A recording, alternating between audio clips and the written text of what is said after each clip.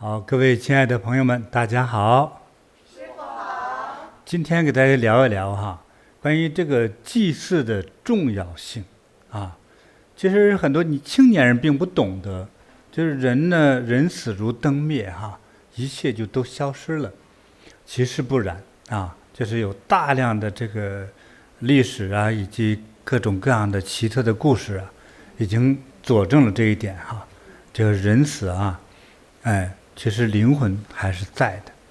其实我们这个所谓我们人类看的这个世界呢，只是这个宇宙世界之中的一种现象，一个部分今天你看人类世界放了很多宇宙飞船到这个宇宙中去找这个所谓类似于人的世界，几乎都找不到，对不对？但是这个灵魂的世界在哪里呢？你坐这个飞船能找到吗？但是在很多科学家和哲学家的研究当中呢，其实那个世界和那个世界都存在着，它只是说我们可能刹那间就能去，但是它和人类的世界并不矛盾，并不冲突，它就在那里。这是一种看似一种哲学和诗一样的说法，其实这就是必然的这个世界。所以现在到了这个盂兰盆这个时节其实世界各国尤其是在亚洲的地方呢，都非常流行。像在越南日本韩国中国都是大家很重视的这个节日你看在这个尤其是日本日本的这个盂兰盆节日是日本的3大节日之一就和它的春节有的一比，是放大假。这个很多企业都是放假不用工作休息好几天所以很多人是回家祭祖上坟去寺院念经做超度甚至还有很多人趁机旅游这是非常重要的一个大的节日。那么这样的这种祭祀祭祖的这种文化在日本有多深呢就是几乎整个社会大家都是懂得在这个季节当中他们就认为这个佛呢将这个应该是地狱众生吧都给放出来了。那么很多人呢就通过祭祀的方法把他的亲人灵魂带回家好吃好喝好招待一顿再放走，因为他毕竟不是一个世界的生命所以在这个概念下，所以这种文化不光是说个人文化，甚至变成全社会的文化，甚至融入到当代的新型的大公司之中，成为一种公司的文化。在很多公司都是这样，都有他们自己那种祭祀的这个道场就是专用的你看我们知道的用过的日本几大电器那些，他们都有这种祭祀的道场今天咱们说一说呢，这个有一个电器品牌叫索尼大家都用过吧我用过它的手机电饭煲是，还有照相机电视机我以前用过它的随身听，师傅。随身听对，那时候刚开始能够拿一个小机器走到哪儿都能听音乐对，就它的这个其实我在看很多类似美国大片的时候，有很多都是加了索尼公司这个标牌。是，索尼公司和这个好莱坞的合作是非常密切的就是他们的声音系统影像系统这个电子的呈现是很厉害的所以它的相机也是非常的优秀所以这个是大家非常熟悉的这种电子公司咱们讲讲它的一段故事对，所以在上个世纪呢，就是1990几年的时候那叫上个世纪上个世纪就是80年左右的时候，这个索尼公司出现了这个一大堆的麻烦事儿，就是1980年左右，就是在头一年1979年，索尼的这个副总裁就坐着直升机呢给坠毁了。虽然他没有死就大难不死幸亏有草和水呢救了他，但是也重伤可是更麻烦的是，当时发生了事故呢，有来救援的人其中一个高管为了救他的时候，结果那个直升机那个螺旋桨还得把那人当场打头，当场毙命听起来很不吉利就是不管你懂不懂这个祭祀文化哈，你公司一个大高管这么重要的一个高人去世了之后，全公司都觉得不吉利，就是这样子啊，他觉得可倒霉了。好了，再过了2年，1982年，就日本航空哈有一个航班从这个日本这个东京的羽田机场，就是这个附近的这个坠毁了，啊，这个造成了24个人死亡，其中死亡的一位呢，又是索尼的一位高级主管，因为他公司特别大呀，当时可能有10几万人呢，就他的员工哈是非常大的哈。对，还有呢，又是1982年，索尼的一位超高级的主管啊，这个岩间和夫先生呢，哎，当时才60岁就去世了，哎，就是因病去世，这个不是横事哈，但是有点年龄偏早了一点，也就是说，在这个1980年左右呢，就是他们公司这只是高管类的死亡哈，还有公司的事故不断，啊，经常砸死员工啊，什么出什么爆炸事故啊、电死人啊等等的，这是特别不顺利的这种横事儿，啊，员工也容易撞车，真是奇怪了。这有的时候，你们俩有没有觉得，这人有的时候那2年就是怎么都不顺？是有祥可，你这么年轻也有这种经验吗？也有哈，就有的时候就是干啥不顺，是吧？是。但是有的时候干啥都顺，对，是吧？干啥都顺的时候也不觉得怎么着，但是不顺的时候才觉得哇，怎么这么不顺呢？是吧？就好像只要做就是错。是。有时候就是这样的哈。是。你咱别说个人的哈，这么大的公司也一样。其实很多公司机构行号都是这样，它就和一个人的命运一样哈。一段平缓，一段就是波涛起伏，啊，汹涌澎湃，暗藏杀机都是可能的。我觉得这种是不是一个人的这个命运哈？比如说与功德业力也有关系哈。你说这个一个公司难道也有功德和业力的说法吗？感觉好像是有啊，师傅啊，也是有，记住那个词汇叫共业。说这一帮从老板到员工加起来之后，他们是好德行多呢，还是恶业多呢？也有这个问题。比如一个公司吧，比如说辉煌18年已经很牛了，知道吗？18年之后就彻底玩完了，就死了，灭掉了，也很正常。当今很多公司哈，很多都熬不过18年。我就一说18年，很多人觉得啊，那么短时间呢，很多人3年哈就已经就完了，所以很多公司熬不过3年。但是通常规律来说呢，就是一般如果能熬过3年还继续存在的话，就是玩9年不成问题。如果玩过9年，熬到18年不是问题。那通常它有一种规律，一种规律的概念哈。所以我觉得这个索尼公司也是到了一个，不只是功德业力当中的一个瓶颈的一个时代，这个时间到了，就是干啥不顺，事业呢也有点往下滑，就是这样啊，股票啊，市场经济也就比较跌下来了，怎么都不顺，但是当时的这个索尼的创始人呢，这盛田昭夫先生呢，看到这些麻烦事儿了，哎呀，心痛极了。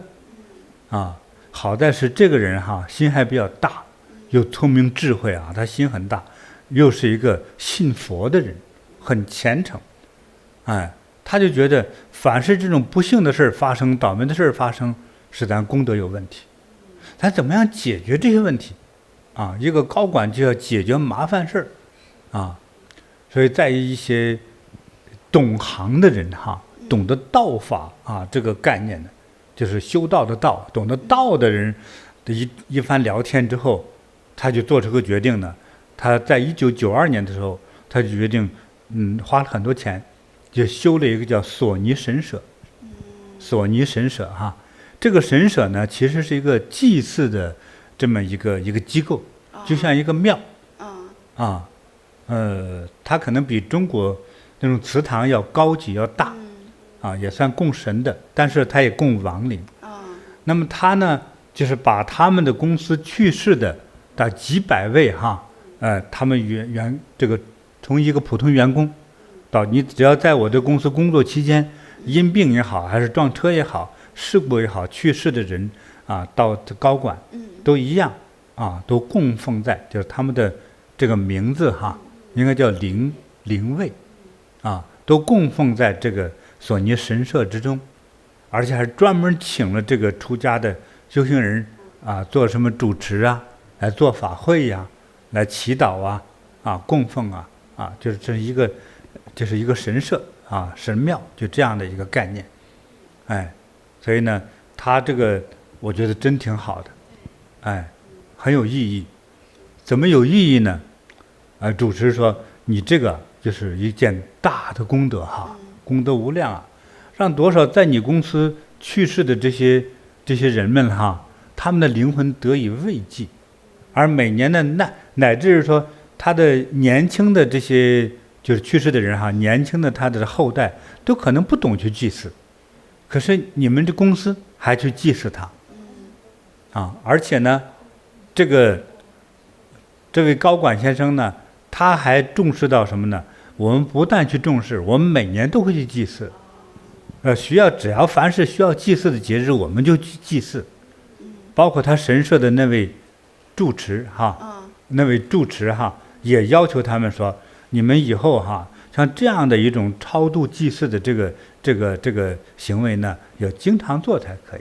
你不是一年做一次就拉倒了，啊，说这样不行，那样功德是不够的，啊，这样如果你们经常祭祀的话，好消息其实很快就来了，哎，也不负这位大主持哈，这是一个有神通有智慧的人说的话，哎，到了第2年，就是93年的时候呢，哎，这老板呢带着他这个整个董事会几十号成员呢，就都到神社呢，又来祭祀来了。那个祭祀的节日就是现在，就盂兰盆法会来祭祀来了，真诚祭祀、祷告、磕头礼拜。哎，董事长先生呢，在磕头礼拜到最后一个磕头要起来的时候，哎，脑子里飘来了2个字儿，猜啥字儿哈？谁都想不到，啊，游戏。这游戏，董事长觉得游戏，难道老天让我要游戏人生吗？是不是让我就辞职不干退休了？啊，到处去旅游。我这老头了，我给人打游戏，那肯定是不务正业，对不对？哎，这啥意思呀？啊，第2天他们继续开董事会，啊，有事情就议论了。啊，在开会之前说，大家注意啊，昨天我们祭祀的时候，哎，我就是灵感得到2个字启发，真的搞得我一头雾水，这怎么回事啊？说什么意思啊？飘来什么来了？2个字，游戏。结果他们另外一位高管正在和日本的另外一个游戏机公司叫任天堂公司哈，正在合作开发一种东西，啊，他们是一种合作公司啊。那个高管说有意思，我也正想有一种想法呢，想跟大家一起议论呢。董事长既然说游戏，说我觉得是不是上天神灵让我们开发游戏产品？那个时候哈，日本的电器电子公司呢哈，就是没有开发这个游戏产品呢，就是这个索尼。有另外一家像任天堂，人家已经开了，并且借用他们的公司呢这些技术力量，帮他们开发这个游戏机的产品。他说我在和他们这位高管哈，给大家董事会就说呢，我在和这个任天堂游戏公司合作的时候呢，我这些天我一直是一种讯息冲击着我，说我们要不要也做开发游戏产品？我们不是说和他竞争哈，世界这么大，喜欢游戏的人很多呀。结果呢，咱董事长就说话了，说咱们一个正经的一个电器电子公司，正经的做家用电器、通讯电器，对不对？我们弄个游戏机的话，不务正业吧？啊，所以呢，别人的这些董事会就议论了，说，其实很多人通过忙碌的有压力的工作之后，玩游戏的时候反而轻松了，又不是赌博，又不是喝酒，对不对？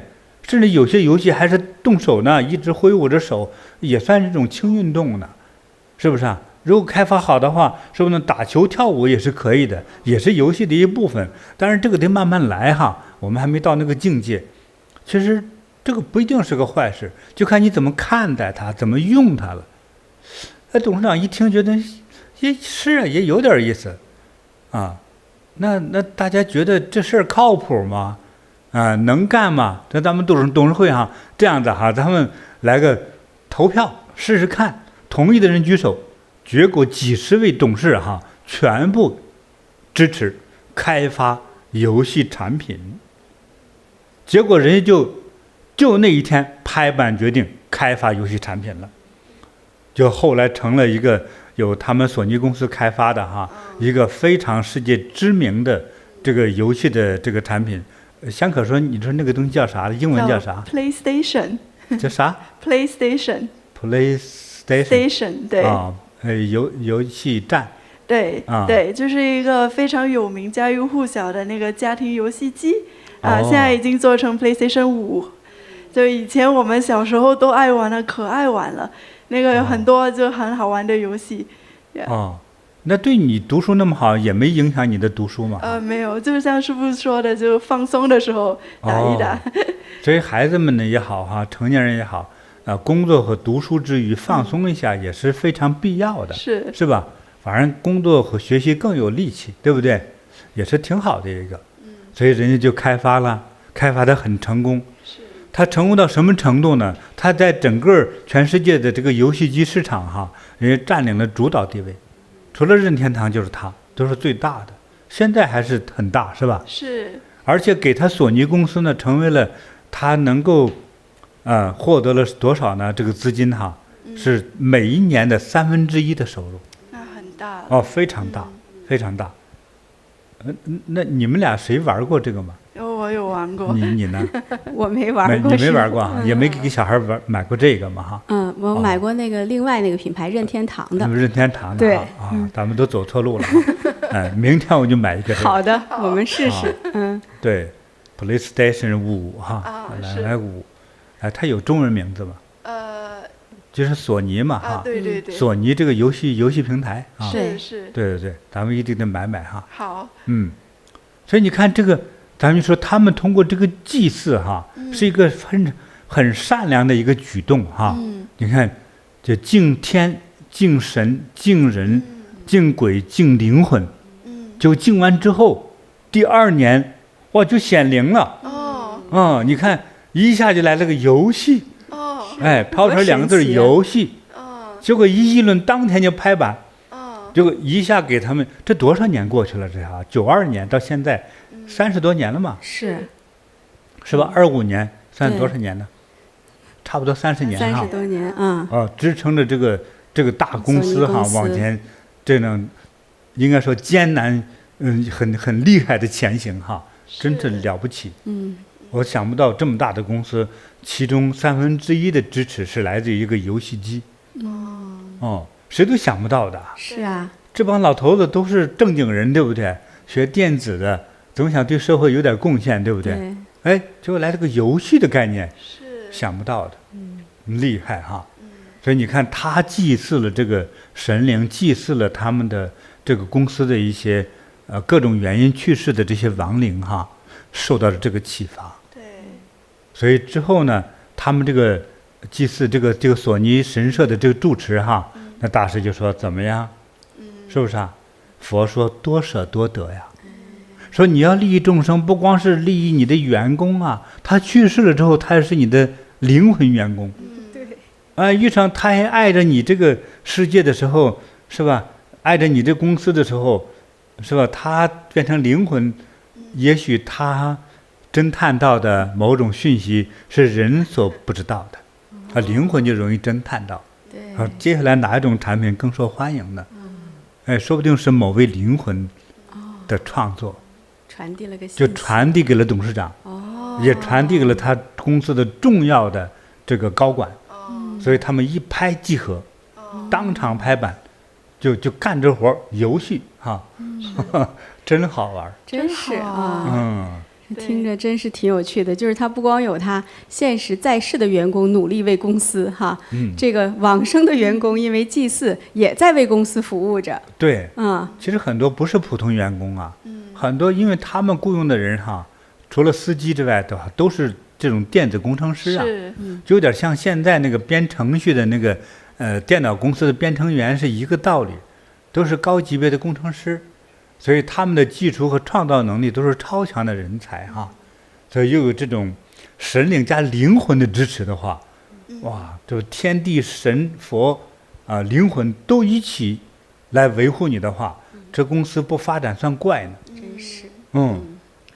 对，就像师父刚刚一开始直播的时候也说，就是我们人的人生中有功德业力嘛，就是功德多的时候，我们人生走得比较顺。那像索尼他遇到这个情况，是不是当时候是他员工的共业啊，还是怎么样对，？而且他多位高管都经历这种恶事哈、恶性事件，就感觉好像不光是共业，好像也有邪气的这种侵扰。是那正好我们在这个盂兰盆祭哈，师傅，其实我们很多网友啊也来信说家里面会有点不吉祥，有的时候听到莫名其妙的声音，其实没有人在那里，有的时候看见有影子啊，或者有的时候就会有一些不好的梦境。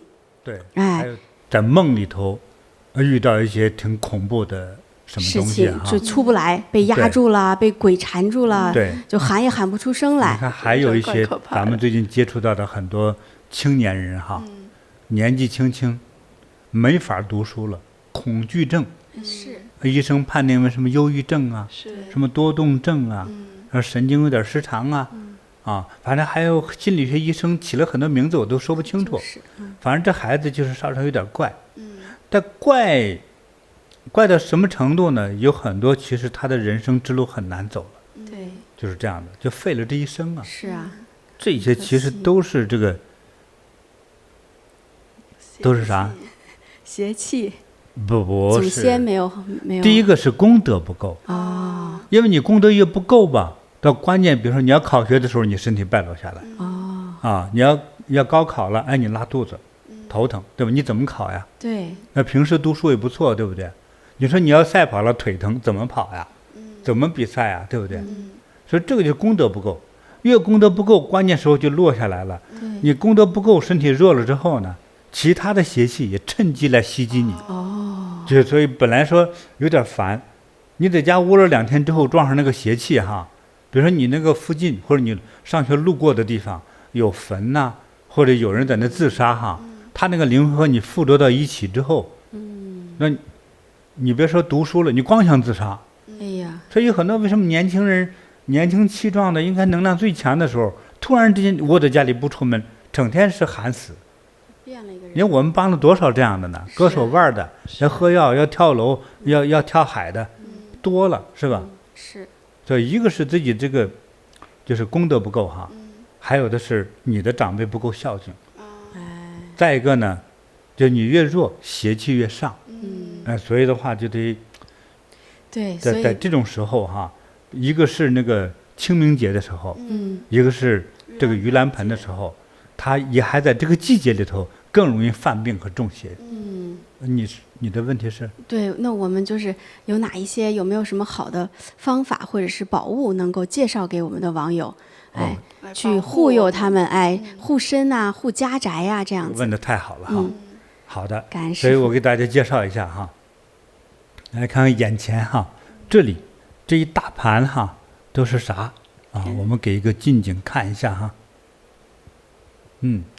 天珠啊，哎，像好美呀我们委托制作的天珠哈，就是非常的好，选择最好的矿石哈来制作，我们呢再给它加持哈，加持祝福，来个避开一切邪气。哎，这样呢你佩戴在身上哈，无论你在身上挂1颗，还是挂12颗哈，都可以的。啊，你一串挂到脖子上，还是一种传统古文化的感觉哈。但是好处是避开一些邪气啊，哎，来碰触你，哎，对，邪气一看你身上就是有个很强的一个能量往外放射着，鬼呀邪气就避开了。金钟罩。对，而且我们刻意想到哈，在这种节日的时候啊，大家佩戴的时候还有一个价钱的问题。其实大家说我喜欢归喜欢，太贵了，那我们呢故意把价格调得很低，就让大家呢请的时候呢，就是不太费力气，你就能请到你喜欢的天珠，大家花一点钱呢就能请到，保证让你哈，就是只要佩戴上之后就爱不释手的这个天珠哈，保证很喜欢。除了喜欢之外，关键是它能够通灵，能够避开这些邪气哈。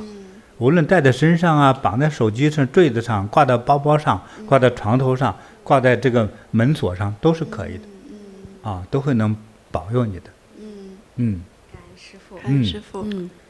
之后呢，咱还有像金刚杵呀，咱们有木头的，有铜的。对。像牢固的话，就是铜的金刚杵哈，金刚诀，这些都是超强的辟邪的这个神器哈。所以呢，大家可以上我们的网站上看一看就是慈悲音和菩提学院网站上，现在都能请到师父亲自加持的这些辟邪宝物。对，就是说到天珠，我们前2期直播还介绍过，就是我们有个小蓝网友，他就请了一个天珠给他弟弟嘛，然后他是马来西亚人，然后弟弟到了那个新加坡去工作，他那个工作呢他是包宿舍的嘛，然后他弟弟带着天珠走进宿舍，一进去那个天珠就断裂了，断成2半。对，你说多么就是很奇特的事件哈，是很奇特，他也没有碰触到什么，是挂在脖子上的天珠进门就自动断了。对，当下那个弟弟就吓到了，他马上就往外跑嘛。然后后来呢，他就跟老板反馈，为什么就有这个奇怪的现象啊？老板就说，原来那个宿舍屋里，他是之前有员工自尽过，对，自杀了，是，对，所以那个人呢，可能也叫做冤死鬼哈，完了就是愤愤不平，他死前是生气死的，就他灵魂呢就不能转生哈，所以他就等下一个人，他带着那个天珠呢，一进那个屋啪就断了，所以这孩子也有悟性哈，因为姐姐请给他的，之后赶快跑出来，对，就避开那个灾难了，真是对，所以这个其实挺灵的哈，非常灵啊！灵我们的天珠都是师父亲自加持的，就是我们真的天珠就是师父很慈悲哈，用这么低的价格让大家迎请，但它的加持力真的是无价之宝对，就戴上就能辟邪。对，这个天珠呢，大家尽量不要买卖哈，戴上去之后，就是你100年之后，你把这个天珠传给你的后人哈，是越戴越灵验。是，所以现在老天珠极贵呀。对，他们都说李连杰那个就值2个亿多少亿的，我估计给2亿他还不一定卖他还不缺那个钱是吧？就是说明什么呢？大家慢慢都知道，戴天珠的人都是念佛的，都是心善的人，没事就念佛持咒，对不对？所以这个天珠越念越灵。因为在西藏人呢，供奉大活佛，供奉他的上师哈，其中他们西藏人认为的宝物就是他家祖传的老天珠，通常就把这个天珠呢像黄金一样哈供养给他的上师。这个上师有的时候通过加持之后又赐给他，还有的时候不一定的，还赐给谁，就把你这个天珠赐给了张三李四了。对，他这个这样的一种特殊的传承哈，就不断被加持完了之后再佩戴着又是经常诵念哈，对，所以它有很多这种人的这种祝福的哈，甚至佛的祝福的强大的这个咒语的能量，所以就是辟邪，应该叫辟邪神珠吧？是对，所以这个老天珠是非常贵，很受欢迎哈。就咱们这个呢是现在新做的天珠哈，声明一下，你看它无论多老。你在咱菩提网站上头，只要没有写是古董天珠的哈，它都是现在新天珠哈，就有啥说啥，不能骗人哈。但是呢，它制作的非常的精良非常的润滑，不会割到皮肤，不会割到手指头就是戴着是很精美的哈，又能辟邪。其实如果脖子这一块如果还宽松的话，那个绳子就算原则上睡觉是可以戴。是，如果怕小孩勒脖子的话，他睡觉的时候可以把这个链子摘下来挂在床头上，醒来洗完脸之后再戴上它，出门就戴上，有好处。是，对，所以的话，这个给大家提供这样一个又便宜又吉祥，是我亲自加持的这些天珠哈，哎，这个应该说给大家带来一些帮助。感恩师感恩父。师父，嗯而且数量有限哦，就是大家喜欢的话，就先到我们的学员网站上真是和慈悲音，可以尽早去选购。实在是数量有限，对，因为它做那么精美啊，制作商呢也花很多时间来制作，所以我们要的量人家供不上啊，大概不到1000颗吧啊。对，因为有人说这1000颗我要了，不，你别给要了，这给大家呢，在这种季节的时候呢，哎，就大家都需要，对吧？你像台湾一个禅堂的负责人就说了，我们呢，你1000颗、2000颗都不够啊，他想给我都给搬走，我说别，还是照顾全球大家有缘人吧啊。是，对，有些人家里闹的实在是个问题，哎，那师父，咱们现在摆的这些哎，对，神佛我看像哈，这些佛像很对特别也是呢。一样，这些呢是古董哈，古董就不同了，它的加持力极强，啊，就会可能会这个镇邪哈，保平安呐，啊，甚至是你现在大家看到的哈，这一尊呢是黄财神呐，黄财神呢又是北方天王，这是华人都是讲这个4大天王嘛，是不是啊？这是北方天王，它又代表的是财富，还降魔，还能平安，啊，就得到美好的祝福。供奉者来说，所以就非常受欢迎哈。它是叫5路财神之首啊，啊，北方天王。那北呢，像过去皇帝的宝座哈，靠背是北，啊，就是背北面南，啊，95之尊，啊，所以北方天王呢，应该也是众天王之首哈。所以呢，有这位天王的财神哈，如果在你的家里守护着你全家的话呢，首先就是吉祥、平安，还有大家更喜欢的是财富。哎呀，财富啊，财富无比啊，就是你几乎都不用动脑，财就来了。其实很多富人不一定是真聪明的，知道吗？就是有这个财运的人哈，不一定说他大脑那么灵活。这我遇到很多位都是脑子就普通，但就是发财，啊，确实这样，人家这是功德福德具足哈，所以关键时候钱就来了，啊，对啊，你像，我记得2期之前直播的时候，有一个同学留言说感恩师父，感恩师父，我们上次没敢多说哈，人家在咱的网站上供个灯哈，他要卖那个房子，当天就卖了，人家立刻下定。下定金就成交了嘛，后来我们就追踪哈，已经都成交完了。对，现在当天他说咋这么灵啊？我们之前不敢多说，我说这一说大家都期盼着我的房子1天就卖掉，啊，都盼着这个哈。我们说只要得到神佛的护佑，你的祖宗又能喜欢你的话呢，这个你要做的那件事儿哈，很快就会达成，就是这样。所以的话，这个，这种神灵的护佑的话。要完成人类所期望的一件事情，那太简单了，不费吹灰之力啊，就完成了。你像我的左手哈，6臂大黑天，6军6臂大黑天哈，这200-300年的哈，那一直在这个密宗法会上去供奉哈，那就是降妖除魔，一切邪灵全部消失啊。在印度教里头，它是3大神之一哈，在佛教里是佛的大护法。对，大黑天的这个好处就是，第一个它能给你聚来财富哈，还成就事业，还聚人气。你这个怪吧，他画的怪凶猛的，实际上他还聚人气。你凶猛之后不可怕，人人佩戴，人人喜欢，谁供奉谁喜欢，因为他有一种灵性，你供奉他，他就偏爱你。无论你开车出门哈，还是在家居住，那都是平安吉祥的，所以还能帮你呢，能成就一番事业。是真是很好哈。我们上一期的直播中有一次就讲，有一位那个我忘了师兄师姐了，他经常能闻到灵魂的味道，是吧？他去到一些地方哈，有刚过往生的人，那个往生人比如说喜欢抽烟，他就能闻到烟味儿。对其实对他是不好的，因为师父讲说我们去接触阴性的东西是不好的。他就请我们的大黑天这个吉祥卡，就是一个小吉祥卡带在身上，就再也闻不到灵魂的味道了。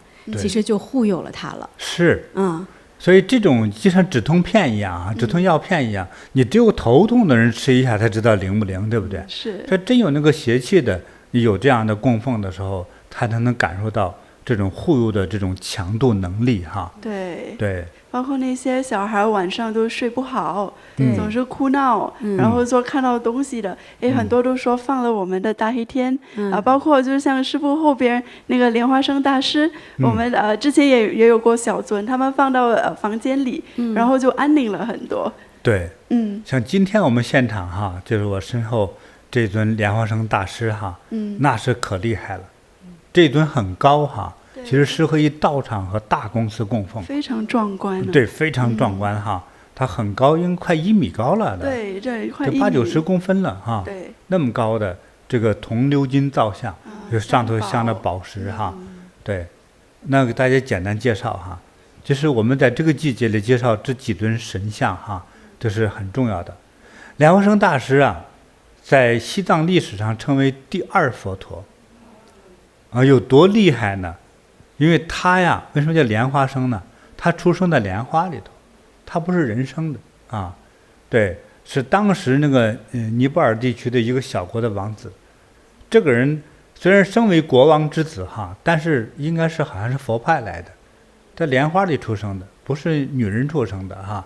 对，所以他这个天生就懂得这个佛经当中若干部经典。像7、8岁的时候和7、80岁的大师去辩论佛法的时候，他都是赢家，那就是不知修了多少世了，那就是佛来的，所以这是智慧法力都是1等1的，达到极致的高度，所以称为第2佛陀啊。那当时被藏王请来的，要说到西藏这个路上，那当年的西藏就1300多年的西藏是什么状况呢？那高原哈，那人类就是一个种族一个部落的住着，谁服谁呀？在那就是吃肉和刀子的天下，那打赢我你就是王，打不赢我你就是我的肉，你就是败寇，任我随便宰杀都可以，你就说我要让你活着也是我的努力，就是这样。他是要靠武力征服的但是比武力更厉害是他的邪术。所以当年的西藏地区在1000多年前的西藏地区，其实他们流行了很多我们不知道的那些地方的那些修行的那些法术法师。笼统上现在就是黑巫师嘛，他没有什么更高尚的信仰，他觉得我能够不用动手就杀死你的话，这我就厉害，我厉害我就占有更大的土地，他就是这种做法。所以有一些法师挺厉害的呢。所以当这个请莲花生大师进入西藏地界的时候，路过比如属于某一个部落主的地块的时候，他弄那个黑巫师从天上下石头雨，说这砸也砸死你啊！就是那个冰雹像鸽子蛋那么大的冰雹都能把人砸死。结果从天上降落石头雨，谁受得了？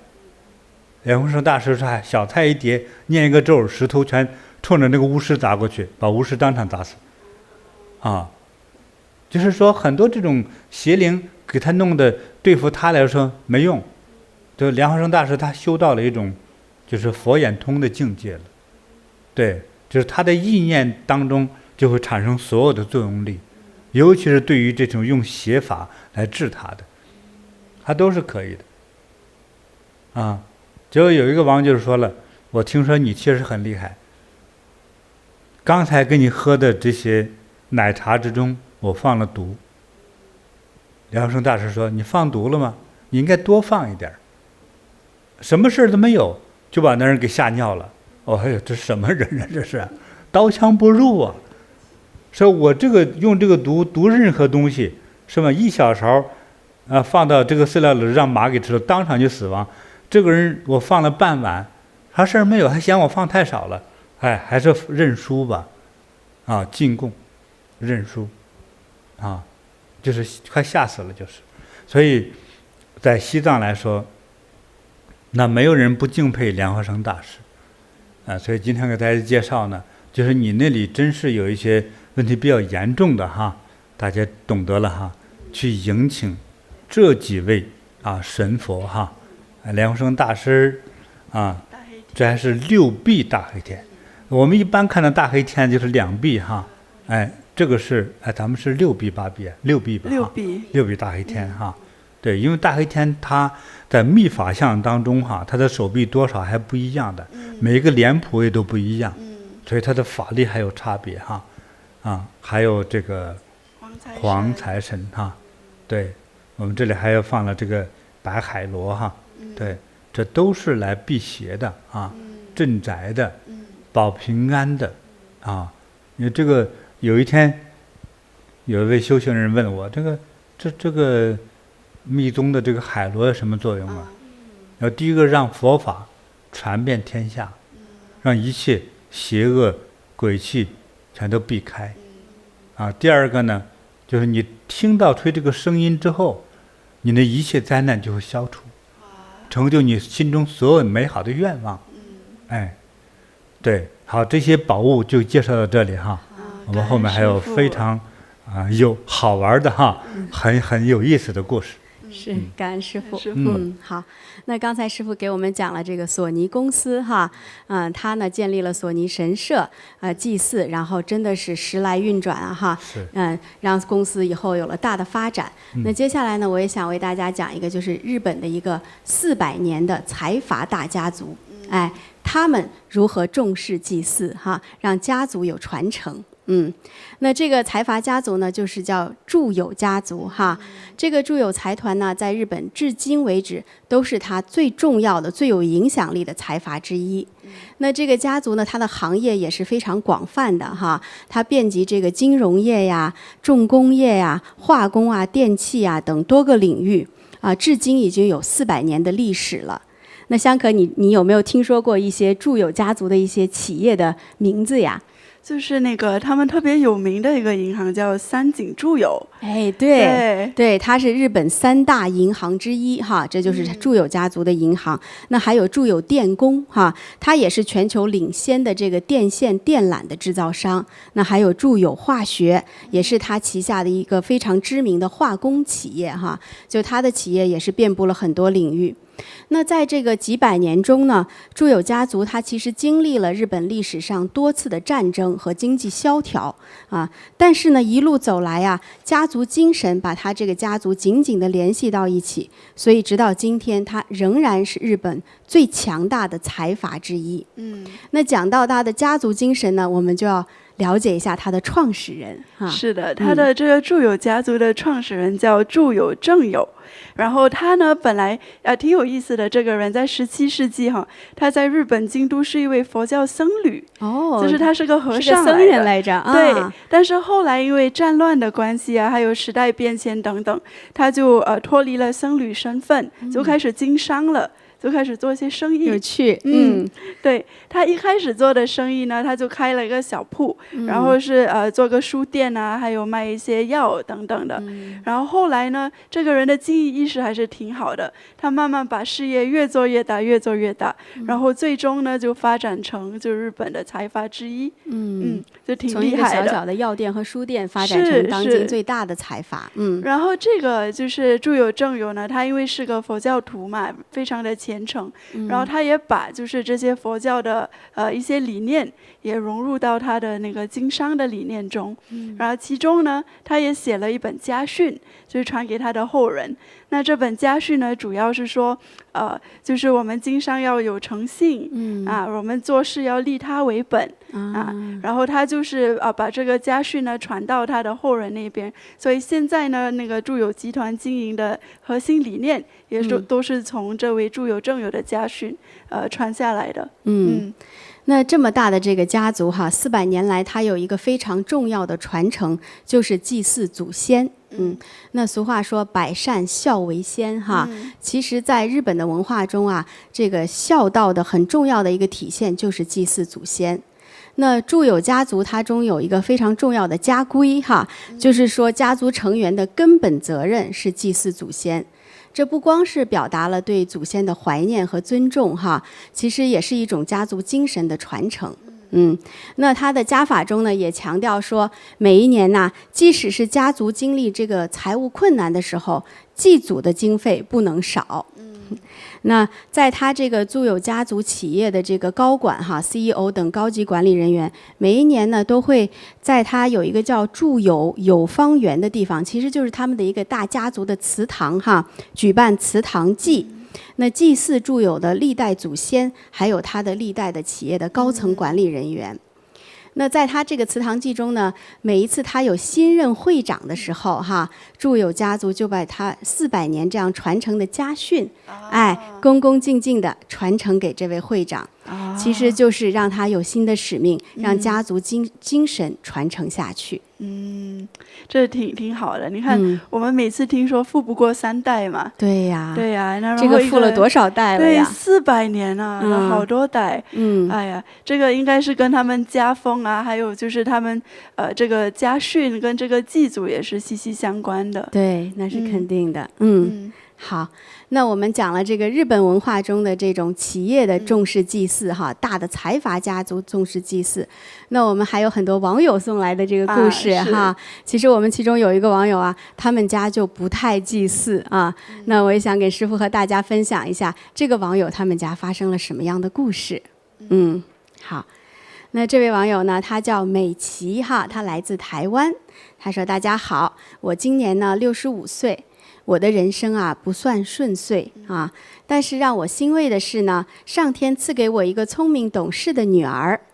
她性格开朗，学习努力，每每看着她呢，我都觉得女儿就是我人生最大的幸福。可是谁能想到这份幸福竟会在一夜之间崩塌。自从升入高中后呢，女儿就像突然变了一个人。有一天，她对我说：妈妈，我不想再去上学了。我以为他是压力太大，就让他在家休息一天。可是谁想到，从那天起，他仿佛被无形的力量困住，再也不愿意去上学了。不仅如此，他的健康也出了问题，夜夜噩梦缠身，刚睡下没多久就会惊恐尖叫着醒来。长期的缺觉呢，让他眼神空洞，整天乏力地躺在床上。更让我揪心的是，好几回我发现他竟然用水果刀割手腕。原本被老师寄予厚望能上名校的孩子，如今甚至连高中毕业都成了问题。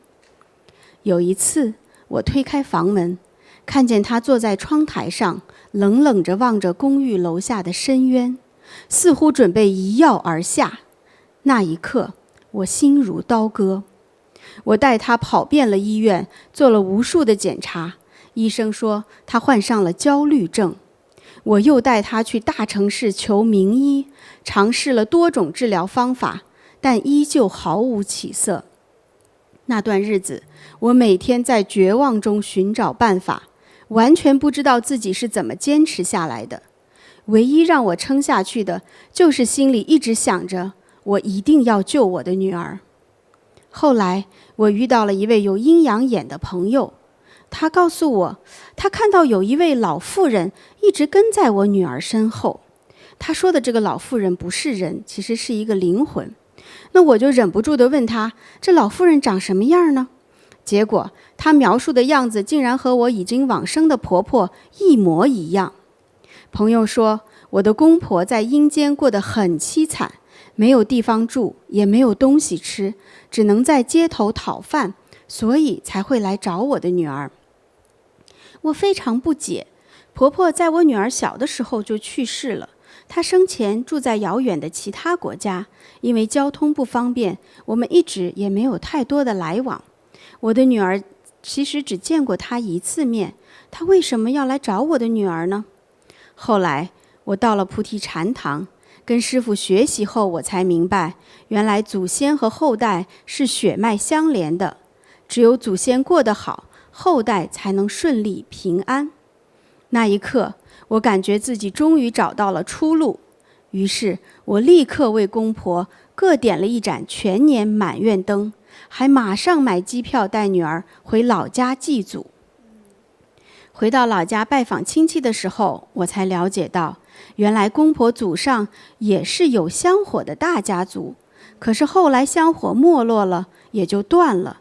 公婆在世的时候也没有祭祀的习惯，子女们成年后都出外打拼，也很少回老家祭祀。那我和女儿去祖坟前祭祀的时候呢，纸钱怎么都点不着，好不容易点着了，突然刮起一阵从下往上吹的风，燃烧的纸钱直往我的女儿脸上扑过去，十分吓人。我想祖先一定是对我们非常不满意。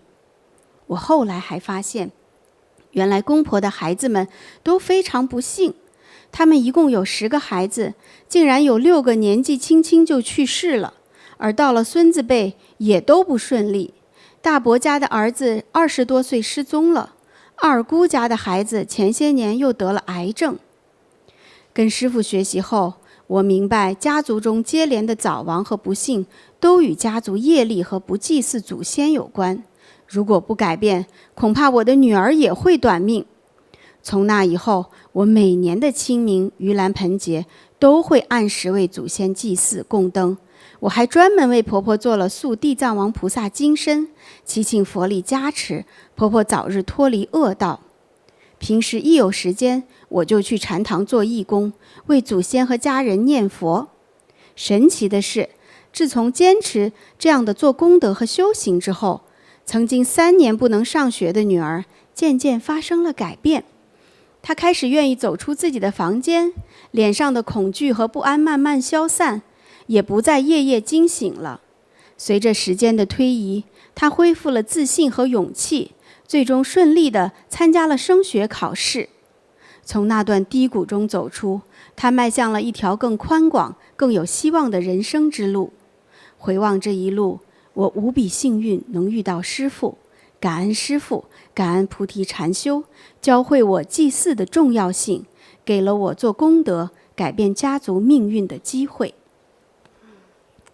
啊，真是感恩师父啊！是，就他这个也挺凶险的呀。对他女儿就是他祭祀的时候，那个烧纸，一种阴风从底下吹上来，往上吹，对，就把点着那个烧纸啊，往他女儿脸上扑啊。是哦，他这个祖先得多么愤怒啊！他为啥这么愤怒呀？就他们没有祭祀的习惯啊。这多少年才祭祀这一次？是啊，但公公婆婆就不祭祀，所以公公婆婆的10个孩子，其中6个都是早年这样子夭折或者是往生的啊。祖宗说，既然不孝，早把你们收回来吧。还真是，说不定就有这感觉啊。你不祭祀就是不孝呀。真是啊。忘恩负义呀。忘了祖先了啊。对呀，忘记祖先呐。所以你的生命是祖先这一代代传给你的。对呀。你不祭祀祖先，很难说你能孝敬父母嘛。对呀。对呀，不忠不孝的人，很多祖宗说干脆把他灭了算了。还真是。所以他们去祭祀的时候，那个烧纸从底下一股能量吹上来，扑到他脸上去，这太恐怖了吧？有很多还毁容呢。然后他女儿也是，就是本来好好的，然后无缘无故就开始焦虑，不想上学了。对，突然就变了一个人，就这样子。对，我刚才不是也讲过吗？说这个年轻人突然之间变了个人，就是这样。对，一般人不懂，还不会联想到祭祖这个事儿。这和祖先有关系哈。对，就觉得得吃药，得什么心灵辅导。就一般懂一点的人说，是可能邪灵上身。有很多并不是邪灵上身，反而是祖先的惩罚。对，就是这样。所以你作为一个血缘关系的祖先呢，他一代代的把生命传给你的嘛，就是他灭你很容易的。对。所以最近我是在韩国呢，也是遇到和人咨询聊天的时候呢，也遇到一些这样的人就是他那些问题，有很多是由他祖先在惩罚他，但是他自己不自觉，所以他对祖先不好，完了之后祖先对他呢，除了惩罚他之外，惩罚让他很痛苦的是惩罚他的孩子，就是这个。所以让他孩子后代说，好像我并没做什么对不起祖先的事儿，但是到那个时候就精神出问题了，身体垮掉了，就是这样子。是，对那我的看的结果就是他的祖先的这股能量过来惩罚他。对，对，有的一说他是信呢，一说是对不起祖先了，哪祭祀过呀？活着的时候还光吵架呢。对，说你们老了都不懂，是吧？有一个那个，你想他那个奶奶带着孙子的时候，生了孙子，奶奶给你免费带，对不对？奶奶就用这一辈子带孩子这个经验，带个孙子非常喜爱，对不对？妈妈呢，就是说我们是大城市的，我们是有学问的，我们懂科学的，说应该奶奶说让奶奶说你要听我用科学的方式告诉你，你来帮我带孩子。奶奶就说我带了一辈子孩子，还用你来教我啊？是，就为这事吵，哎，把老人赶回乡下，从此不理。太不现在孩子呢，精神出问题了，老人家也走了，孩子整天做梦，奶奶说来吧，我带你去。哎呀，这种不忠不孝的孩子哈，所以这种不懂嘛，所以所以我说，那一般人不懂，说为什么你的祖宗长辈会让你的后代受惩罚呢？就是这些原因。鸡毛蒜皮，最后弄成不忠不孝。哎，对，本来是对你好的，你去恨他，搞他。有些因为钱呐、名分呐，就是对老人形成伤害。甚至还有人促成老人早死。对吧？有些老人死是被这个后代气死的呀。他倒是不收拾你们。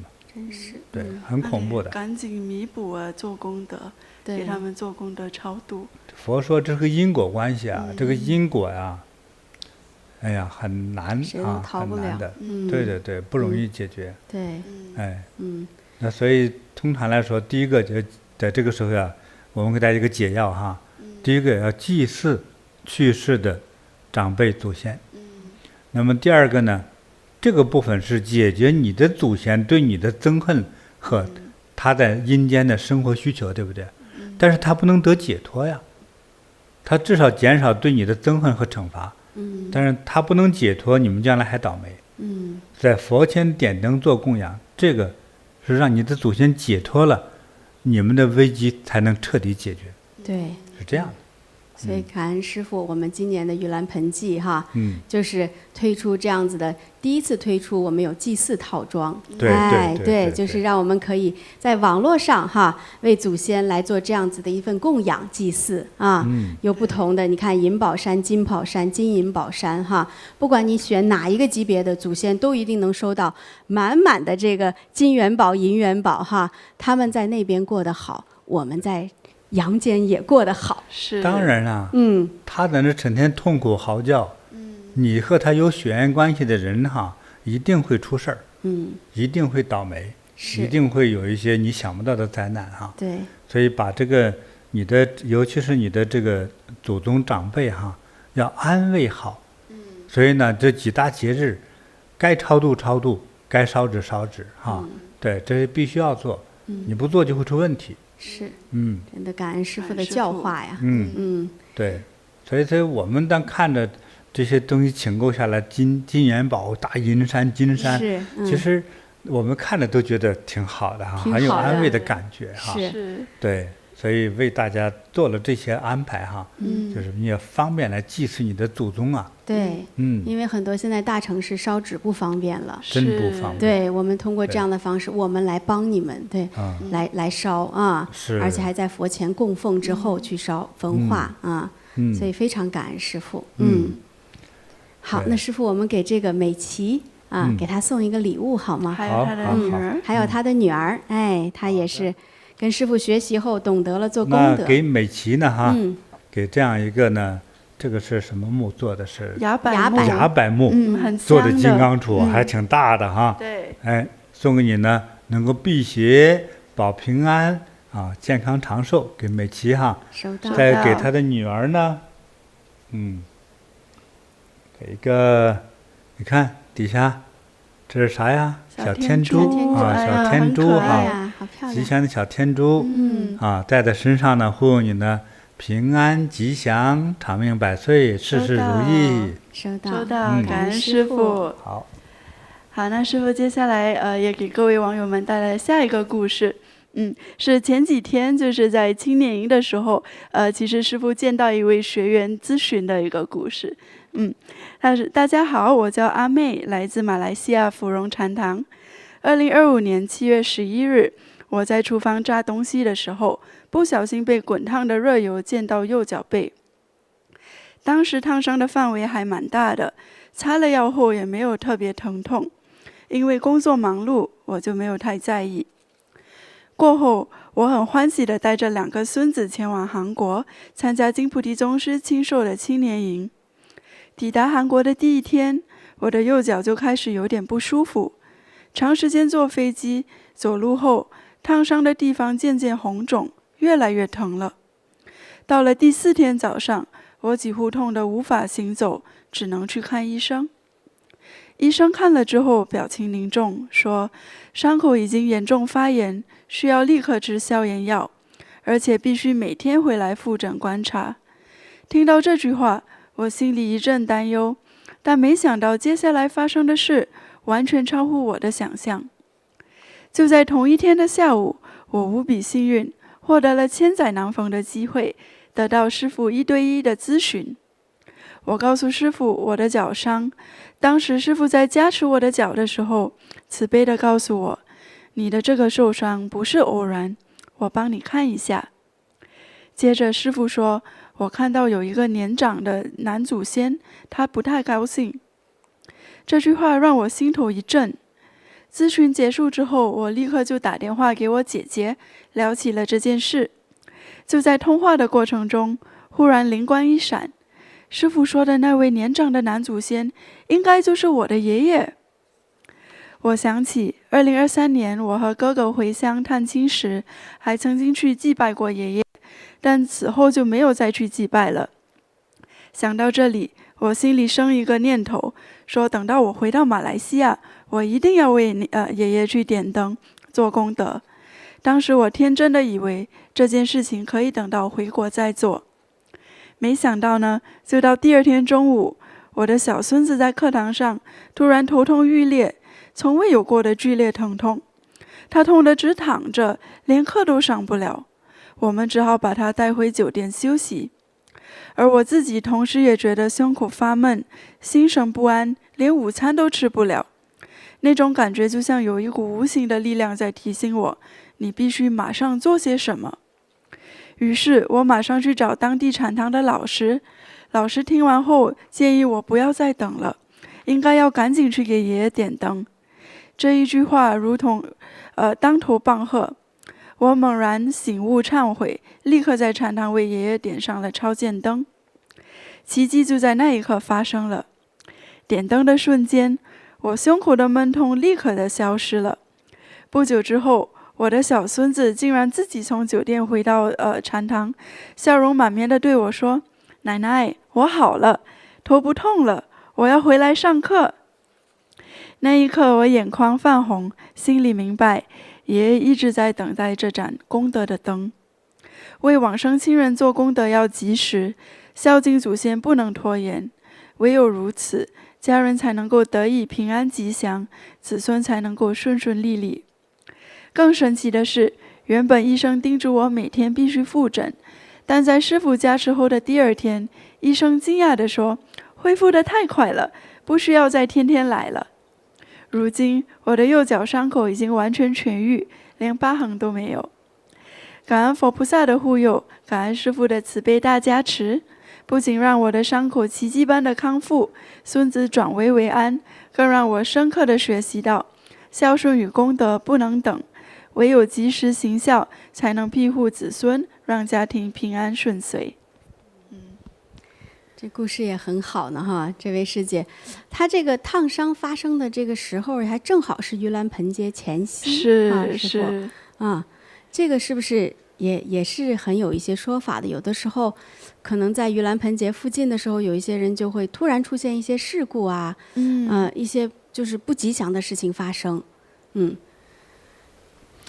这些在重要的节日时候发生的问题都是有说法的。那像师姐这个烫伤脚呢，在我们有时候说实话也怕她心里头就很不舒服这不说吧，你又问到这儿了。就是有可能他的这个祖先哈，在下面在受苦。就是你说的时候，我就看了一下。可能他的一位长辈祖先在下面受着那种扒皮之苦。哎呦，对，烫伤那个脚烫伤哪里哈，最痛的是那个皮肤那一块。是。对，所以你在这边体现到的苦，只是你祖先在那边受苦的，就是千万苦当中的一小份。让你知道，你赶快去祭祀。对。那么师姐这样，她之前说实话，她那个小孙子也不是特别吉祥。对，所以这些事情可能就和这个祖先的很多他们的本有的行为呀、道德呀，之间也有些关联。才会受苦。对，所以有很多就是一个是说，从一个家庭来说，比如说这个小孙子不争气哈，第一个是这个小孙子自己本身的罪业。第二个，因为这个罪业，所以才生到你这个有罪业的家庭，就让你变本加厉，苦生加苦，对不对？你这边的长辈也做的善事也少了一些，所以呢，就是这样，就像一种坏联合的感觉哈。反正你也是个坏人，这也是个坏家庭，就混合到了一起，结果让这个孩子就将来会更惨。对，所以就是这种现象。所以这个你金门这个盂兰盆前面就出现了这个把这个脚烫伤这件事儿。对，也有原因。对，不是偶然。烫伤的脚呢是在下。对。人分身放上中下嘛哈，这个也代表你的后代的意思。还有长辈在下面受苦。你的下代人会出问题。哎呦，真是。就赶快做功德，要把这个将来的这种叫做不好的果，像扒皮之痛哈，对，提前能够治愈它。是最好是预防了它。对，将来让你的孩子、你的孙子哈，都能吉祥的走过他人生整个过程。那太重要了。做功德。是。所以这个师父刚才说他这祖先是扒皮之痛，我们就明白了为什么师姐当时师父提醒他了之后，他还想着我过几天等这课上完，我回去了以后再点灯。对，我回我那禅堂再点灯。对。说你在这儿闲着干啥呀？想着祖先就急了。他这刚这么想完没多久吧，他孩子就上着课头痛欲裂。就得回这个酒店休息。师姐突然胸闷，就心脏就特别不舒服那他也不知道怎么，他找禅堂老师就去咨询，老师说你还是应该在这儿赶快把灯点了。对，祖先等不及了，那受苦着。对，现在一想，真的是祖先那扒皮多痛啊！祖先说师傅都提醒你了，你还不点灯？他境界低呀，他现在肥水不流外人田，我那个点灯这个费用归到我那么禅堂去，我别在你这儿有一点花费哈。我说实情了，这个我们的今天的观众并不懂这个事儿，对，这是小心眼儿。这种时候，鬼神之间对你的追杀，你还等那个时间？说实在话，你等得了，他们不一定等是，对。所以师姐赶快立马当地禅堂马上点灯。对，点完灯之后没多久，小孙子自己从酒店回来了，说奶奶我头不疼了。就是，看似这些巧合哈，世界上没有一个巧合的事儿。对，就是我们所有的感受哈，比如说你出门这个脚踢到什么石头上啊、门框上了，很痛，这都是有原因的，是不是啊？你那个一上班就有人骂你，也都是有原因的，它就显示着下一个内容，给你的启发是什么？但只是一般人解读不了，对都是有原因的。但是在这个季节发生一些这样不好的事情，我们就可以至少联想到，可能是祖先在提醒我们。是必须联想到，对，赶快去祭祖做功德。对呀，这个到了阴历7月是鬼门开哈，对，所以你的那个这个一个是长辈哈，过去的亲朋好友都出来看你来了，所以这个时候发生的很多事儿都是有说法的，唯有就多做功德，多点灯，心中有一份虔诚，对长辈有一份孝敬与感恩之心这是很重要的。是，那这个我还记得，就是不光是盂兰盆节，还有清明节，就这2个节日都很重要嘛，师傅。很重要。咱们以前讲过好几次的那个清明节前夕，那个温哥华师姐骑自行车，也不知道怎么就给摔了，然后把整个一半边肩膀啊、腰啊、脸啊都给划破了，摔坏了。来请师傅请教师傅，师傅说就看见一位男祖先拿着一个大黑塑料袋糊到他脸上。对，这个塑料袋那一面呢，就像全是万能胶。就将他这个脸呢给糊住了，让他啥也看不见，能不摔吗？就是这样子。你自己的祖先会惩罚你，你看他干了啥呢？说说看。他父亲刚去世没多久，然后我们问他，那你清明节给祖先点灯了吗？他说给我父亲和所有的祖先点了1盏灯。他还挺大方，自己住着那个巨富的豪宅，为这个父亲和祖先只点了1盏灯，那么够谁吃的啊？就是这是胡扯嘛。但是呢，他人很善良，就是不懂，就不懂就惹来这么多的麻烦。对，幸好遇见师傅呀，帮他看了，他也算听话，看完之后赶紧去点灯啊，然后经常来禅堂做义工。这过了1年再见以后，这人马上就变了，气色也好了。对，这一个普通人不懂呢，就是总做这些错事啊。对，那高级的人也不懂了之后，会做更大的错事。所以如果你是一个企业主领导着几百人是上千人或者更多人的一个企业主，很多道理不懂人间的这些事物不懂，只能让你更容易的将你的企业走向衰败。你看日本这个索尼，你像咱们去年去日本，好几个寺院，我们专门看寺院，对不对？是。多少企业主和这个寺院都挂上钩呢？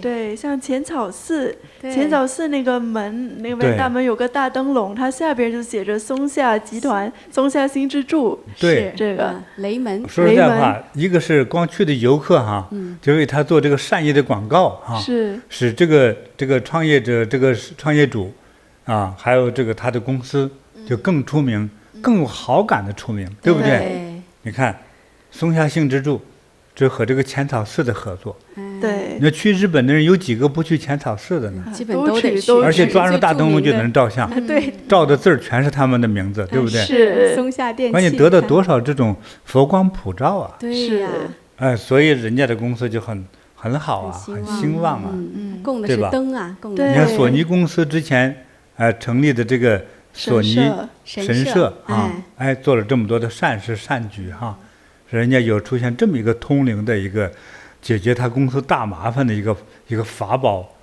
一个灵感产生。所以的话，在日本这几大公司，没有人不供佛，没有人不供道，没有人不敬神的。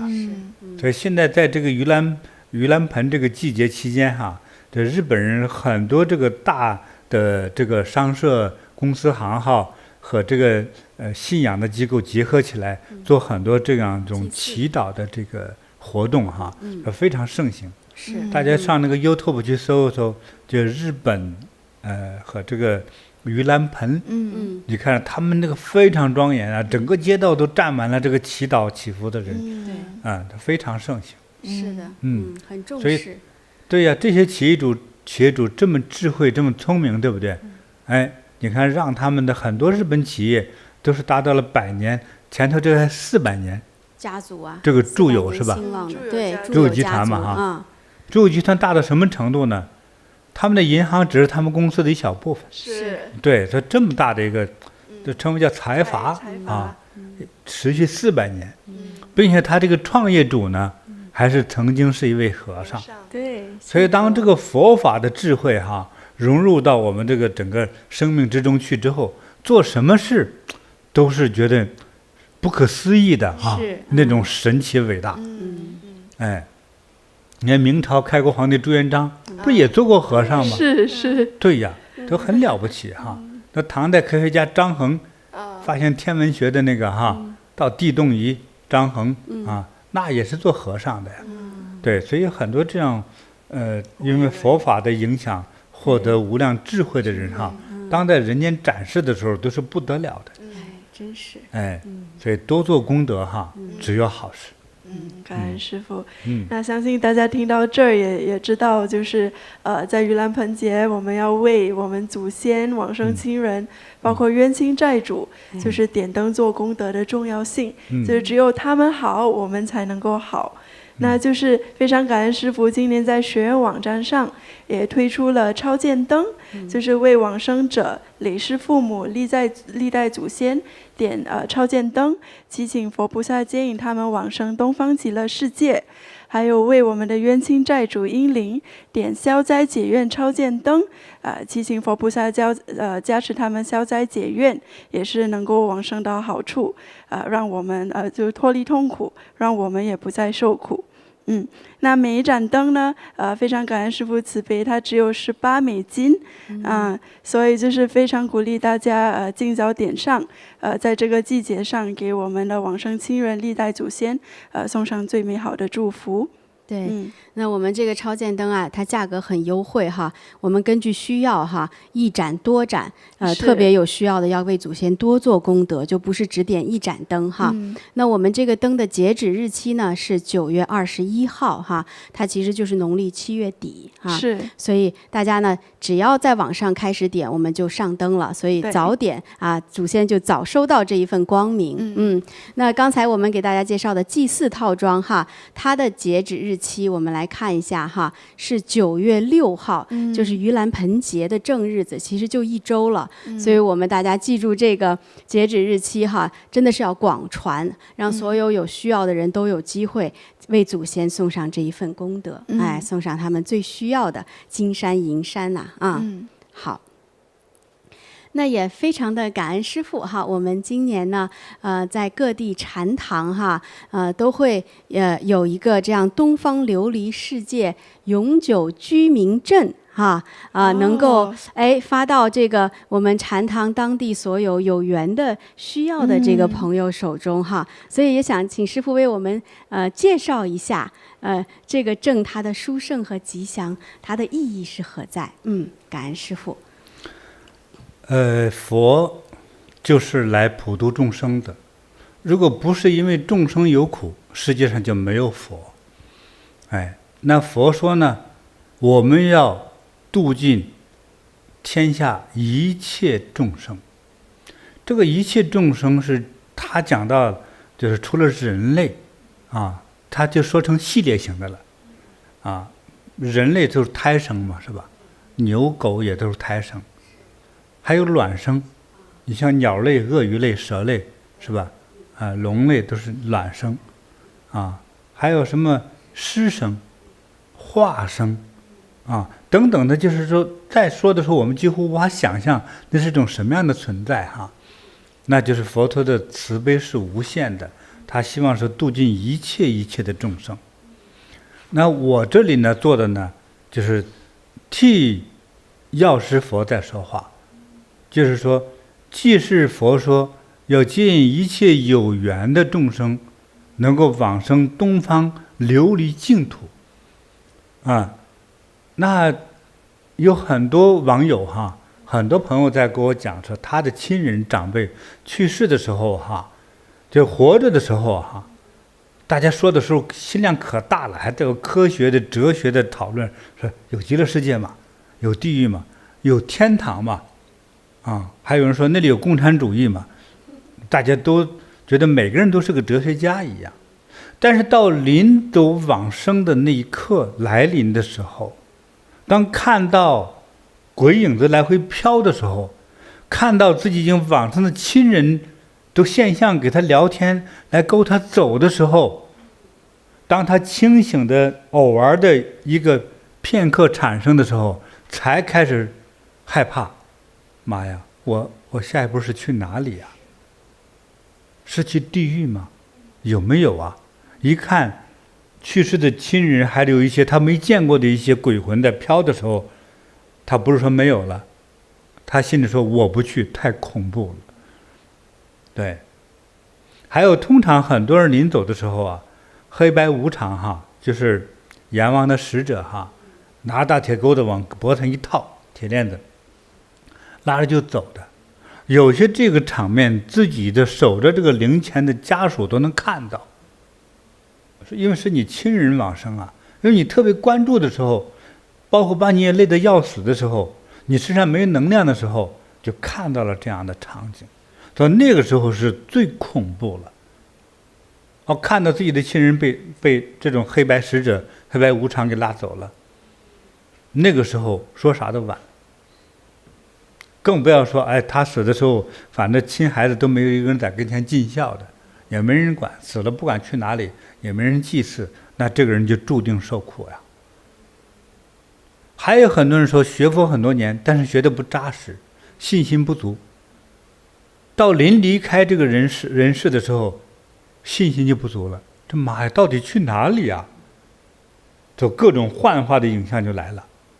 比如你曾经说，读个耶稣也不错呀，这耶稣就晃出来了，说去我那儿吧啊。就有读过什么道教的经，元始天尊来了，说我们那儿清净啊，都是卧铺，那特别好。席梦思贼软了，每天都有热水直泡啊，都像拉生意一样啊。对，唯有佛不去这样拉你，佛要拉你说跟我走吧，那就是解脱。但是有时候我们就真假难辨了，要非常的恐怖、痛苦，还能感受到这个很多死者临死的时候那种挣扎、恐惧，甚至在和什么人在撕扯，在这种痛苦挣扎之中、撕扯之中走了，就知道是被拉走的。所以有好多位这个，就是已经有亲人去世，有近10年以内就给我讲那个，他看到自己的亲人，比如就妈妈走的时候，那种挣扎不安的那个痛苦感，他有没有什么保障？他很害怕呀。就那一刻，所以活着的亲人就是说：“哎呀，我们啥都不懂啊。”没有一个东西来保护着这个老妈临走的时候不被那些邪恶的东西给侵犯。有什么东西嘛？所以之前我们的法务之中有一个东西特别的，大家很喜欢，就是木质金刚杵、金刚诀。木质的，就是今天很多人往生之后，他这个身体这个大体不是要火化吗？你拿金属的，人家不让你进火化炉啊。要木头的可以，所以我们东西一来一抢而光。这个时候要走的时候，如果手里拿着金刚杵、拿着金刚诀，带有木质的这个宝物的时候，那个一般的邪鬼就不敢来，那来接你的只有佛菩萨。就这样啊，所以在问师父还有没有这个东西？我说这个东西都要一批一批的做，我们做的又很重视质量所以就是不是做那么快的。甚至有些人还要求说有没有往生穿的这个衣服，一般没怎么做过，买了几件样品，一看上的全是化学粉尘，我觉得我还一直没看上。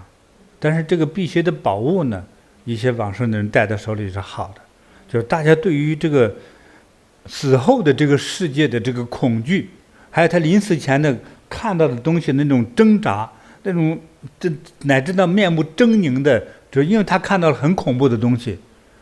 但是他的亲人、他的子女他的孝顺子女根本没办法来帮他。那个世界只有他看到，别人看不到帮都没处帮所以那个时候就觉得，哎呀，自己做善事太少了，那么手中的一个宝物都没有，就像敌人来了，一个武器都没有的那种无力感。所以我呢就领悟到这一点，我也不知道弄什么凡是佛，就是无量无限的大慈大悲如果能借着有缘的人能够往生东方琉璃净土世界的话，我觉得是佛特别乐意做的事也跟我们学习的这个菩提禅修之后，我们就属于药师法门。你跟我学，如果你向往说将来如果走的话，我要去东方琉璃净土世界东方琉璃净土世界是什么样的呢？它就类似于西方极乐世界，一个是东方，一个西方，只是名相不同。但是在佛经里说了，能够将来安住于东方极乐世界，就能够随意念随时出入各天国和西方极乐世界，它是相通的，而且也不用飞机，不用买票，意念的速度啪就到了，也感觉不到一个飞行的这个感觉，没有，意念就过去了，就是这样子的。只要你能够往生东方极乐世界的话，这各世界随意出入，而且和整个宇宙的寿命是一样，而且永远没有痛苦。只要你不乐意离开那里就要啥有啥。当然你可能也没有贪念和就是莫名多余的需求，一定是没有的。那佛呢，佛就会帮你转化成为一个至尊至圣的佛一样的那样的生命。如果这个人哪怕是普通人哈，走的时候是普通人，那再如果返回这个世界来的时候，他就是佛，就是这样的。所以我宁可呢按照佛的旨意，是我的理解啊，有缘的人能去尽量去，那再回来之后你的业也消了，你有无限无量的智慧，说不定你回地球，说不定回到另外一个什么世界的空间去帮助那里的众生。所以我们要心再放大一点，我们再回来的时候不一定是人类世界，你今世得接触的人到另外一个世界，你可能一个也见不到，是其他陌生的生命啊。所以说为了让这个临走的人哈，将来走的时候自己更踏实啊，有这份信仰的话，有这样一个文字可见的一个部分，也许会增加你的那种往生东方极乐世界的信心。因为这份信心，你心中的默念感就会引来了真正的药师佛和日光月光菩萨直接对你的接引了，是这样的，它是对你产生是一个巨大的保障感，是这样，要不然你都不知道去哪里啊，大概是这样的一个意思。太感恩师父了，听懂了哈？听懂了，就是一念慈悲之心吧。我觉得我们所有网友每个人都需要师父。请这个应该说这么一个证书的哈，我们机构是不收钱的，印刷费都不收，有缘你就请去，啊，别多请哈，一人一份就够了，啊，毕竟还有制作成本哈。是，那我们请去了就把就是如果是请给在世的人，就是请给自己，有的时候哈，为自己将来走的时候准备好，就把名字写上去，是吧，师父？对对对。啊。比如说你叫张三吧，你就写上张三，啊，看看上头的讯息，你就填你的讯息，将来有一天，因为有时候哪一天走谁也弄不清楚，对不对？对。现在无论40岁还是60岁、80岁，哪一天走不一定哈，就尤其是人过了70岁以后的话，你给自己填下来没什么坏处，对不对？到时候你有这张证书的时候，当这个邪气呀、鬼呀来辨认的时候，一看有这个证书，他就不敢碰你了，不会往地狱里弄你，不会往一个邪道里拉你，说这是药师佛的人，这是东方琉璃世界的主人，我哪敢碰啊？见了这个礼拜一下就给再走。他就不敢抓你，就好像是那儿的公民，对，已经登记了。那里的公民就不简单了啊，对，他不是普通人类，那是最好的公民啊！你现在写了这个证书就是菩萨，对不对？去了时候就是佛呀，哎呀，真是就是这样子的。所以他是受到神灵的护佑的。所以这个那些野鬼就不敢乱抓你了。对，那在世的人我们请回去呢，就把它填好，恭恭敬敬的把它存放好哈。对，那家里如果刚好就是已经有往生的了，那给他填好的这个，就跟着他去一起焚化，是吧？在祭祀的节日之中随着你一些供养品一起祭祀供养品，一起焚烧，焚化掉，他就收到了。那如果说已经比如说去世之后在地狱的话，你把这个焚烧下去之后，我相信就立刻解脱。得到佛菩萨接引，而不是我的接引，我没那么大本事药师佛伸手就从地狱把你给拉出来了，就是这样。太感恩师父了，我觉得还是挺好的。是，那有多少地狱的这个有缘众生就得度了呀！感恩师父，感恩佛菩萨。是。那师父，我还问个细节问题哦，就是我们这居民证上填写就是一个人的，稍微大点声啊。师父，我们那个居民证上填写就是一个人的名字是吧？就不是说谁是谁历代祖先。一个证针对一个人。一张证书就像毕业证书一样。你们说我们30人一起毕业就一张证书，这倒算谁的呀？对不对？这像你的身份证一张身份证就是针对一个人的。好吧。好，你一个身份证上写了全家没用的呀。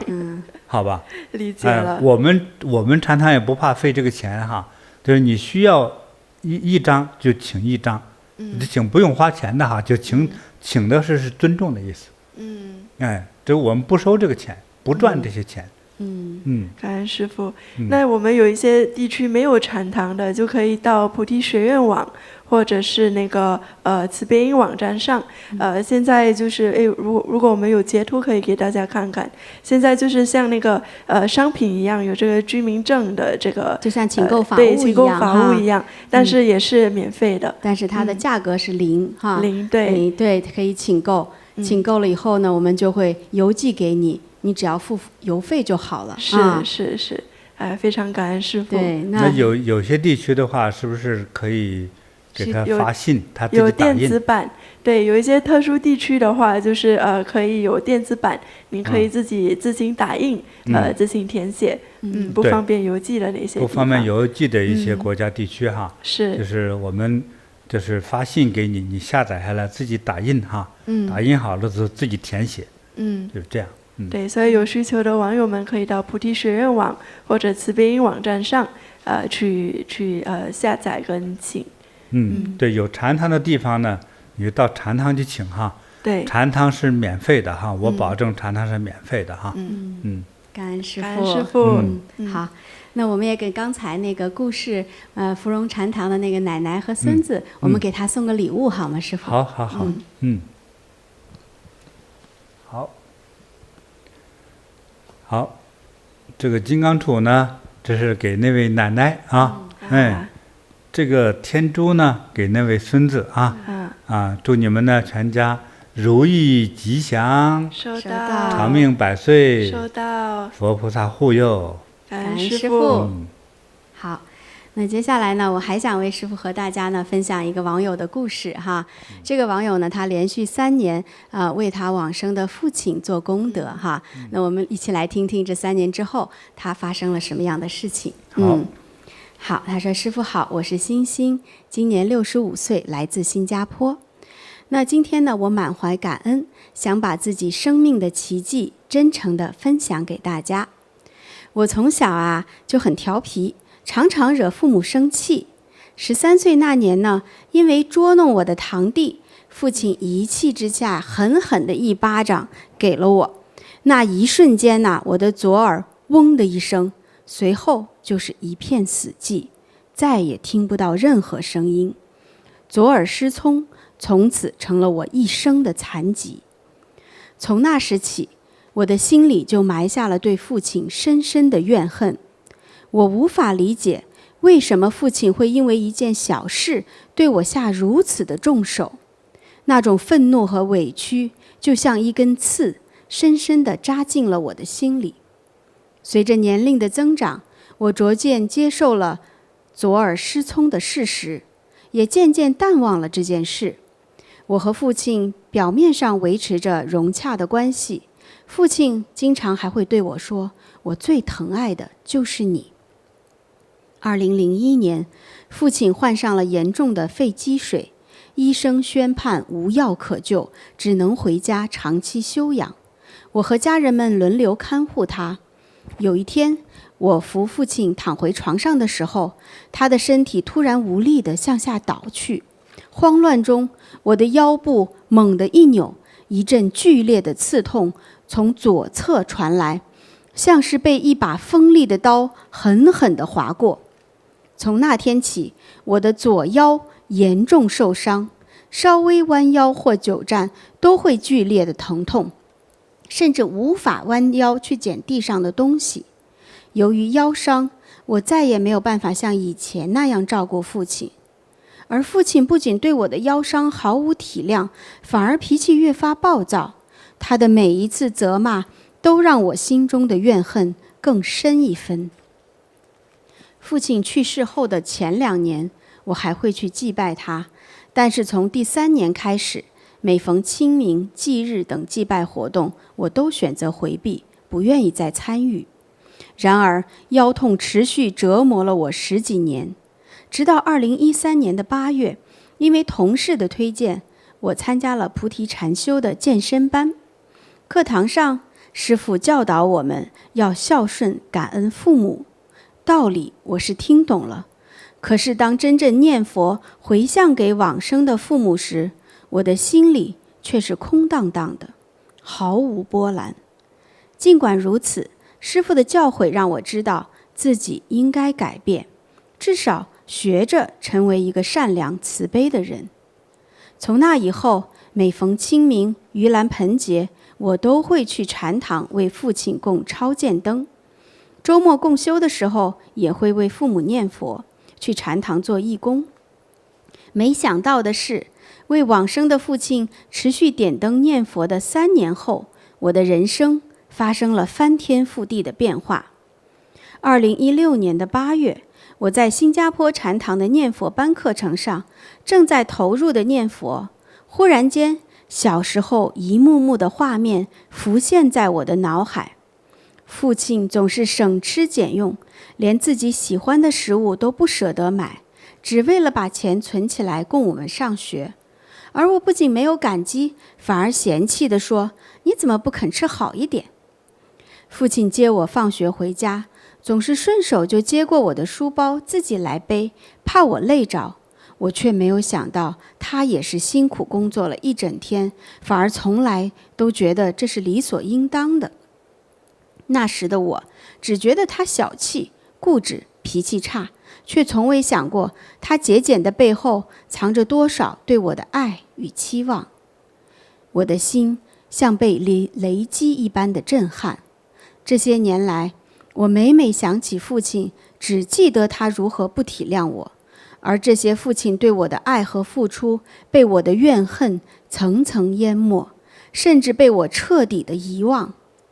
父亲小时候失手打了我1巴掌，他心中何尝不痛？长期卧床，忍受病痛，他的心情又怎么会好？这些年来，他是把所有的好都留给了我，而我却这样的以自己为中心，只要不合自己的心意，就认为是父亲的错，因为自己心中的怨恨，而根本看不到父亲的好。我再也无法克制，泪水如断了线的珍珠滚滚而落，哭湿了无数张纸巾。我终于明白了自己的不懂事，放下了怨恨的心，明白了父亲对我的养育之恩。就在我终于懂得感恩和孝亲的那一刻，我感觉腰部传来一股温柔而柔和的力量，仿佛有一双无形的手轻轻地点了一下。念佛结束后，我试着站起身，惊讶地发现我的腰痛竟然完全消失了。过去10多年，我无法站直，无法跪拜，甚至无法弯腰，而现在我能够自如地活动，毫无障碍。折磨了我10多年的疼痛就这样彻底地消失了。更让我震惊的是，念佛班结束的当天晚上，我戴上耳机听音乐，习惯性的也是先戴左耳再戴右耳。忽然我发现我的左耳竟然能听见声音了，而且比右耳更清晰。我简直不敢相信，40年完全失聪的左耳竟然瞬间恢复了听力。以前即使电视音量开到最大，我也完全听不见，如今哪怕是先生把音量调低，我都听得一清二楚。8年过去了，如今我的左耳依然清晰可闻，腰部再无疼痛，连性格也发生了巨大的改变。我变得更加开朗，善解人意，生活也越发顺遂。感恩师父的教诲，让我能够突破我的业障，恢复听力，摆脱多年折磨我的腰痛，让我真正学会了感恩，学会了尽孝，让我解开了多年的枷锁。真好哈。哎呀，好感动啊！是，这也很神奇啊！他这个40多年的失聪，还有10多年的这个腰痛，对，就是念佛禅修，其实就是他懂得感恩，真正忏悔了之后就好了，就像瞬间好了。就是他和父亲之间的一段怨气姻缘。真是，我讲过这个，若不相欠，怎会今世不见，相见呢？其实有很多，一个是夫妻也好，还有很多父子母女也好哈，他有很多时候除了今世你是亲人，但是同时呢，可能前世你们是有恩怨的，有恩怨一下解决不了，有时候啊，这个老天呢就把你们放在一块儿，让你谁都逃不了，继续互相折磨，非要折磨到一个程度，这个事情才能解决得了。我觉得这位女士和她父亲之间的这个瓜葛哈，就是这样的，前世就是有怨的，是，有怨。所以小时候父亲也是一失手，其实并不是说要真的那也不是失手啊，也不是失手，还那真是他毕竟是挥手在打嘛。对，那么一个儿童，他的身体还是比较柔软的，是吧？没这么强的抗击能力，就是一个正常的成年人哈。这遇上个大男人抡起来，真的打巧之后打到耳朵上，耳朵就失聪，听不见事儿了，也属于正常。所以你说师父亲是一不小心一挥手打到他了，这个是有情可原，对不对？像枪走火一样。但你这一巴掌抡出去，什么叫失手啊？对不对？对，那就结怨了。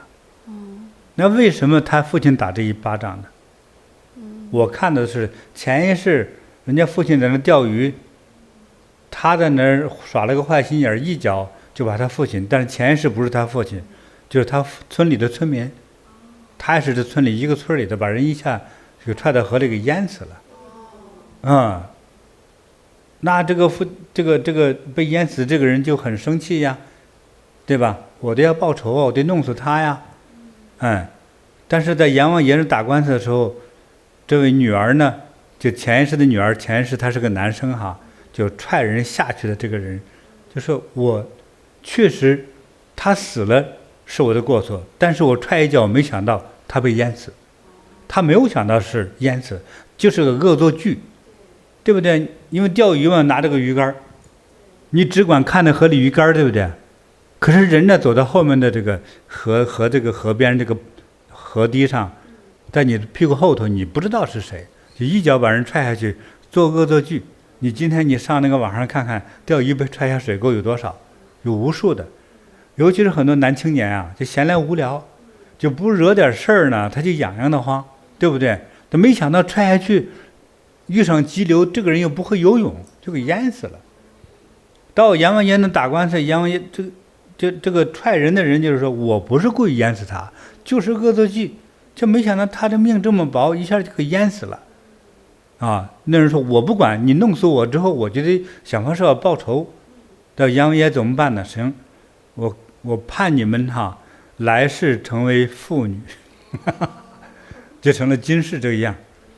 但是这个事儿因为学佛才了，要不然的话仇上加仇。真是，因为越在一起的话，人越在一起如果挑毛病找茬的话，有的是架打，对不对？为什么夫妻到了一起打架呢？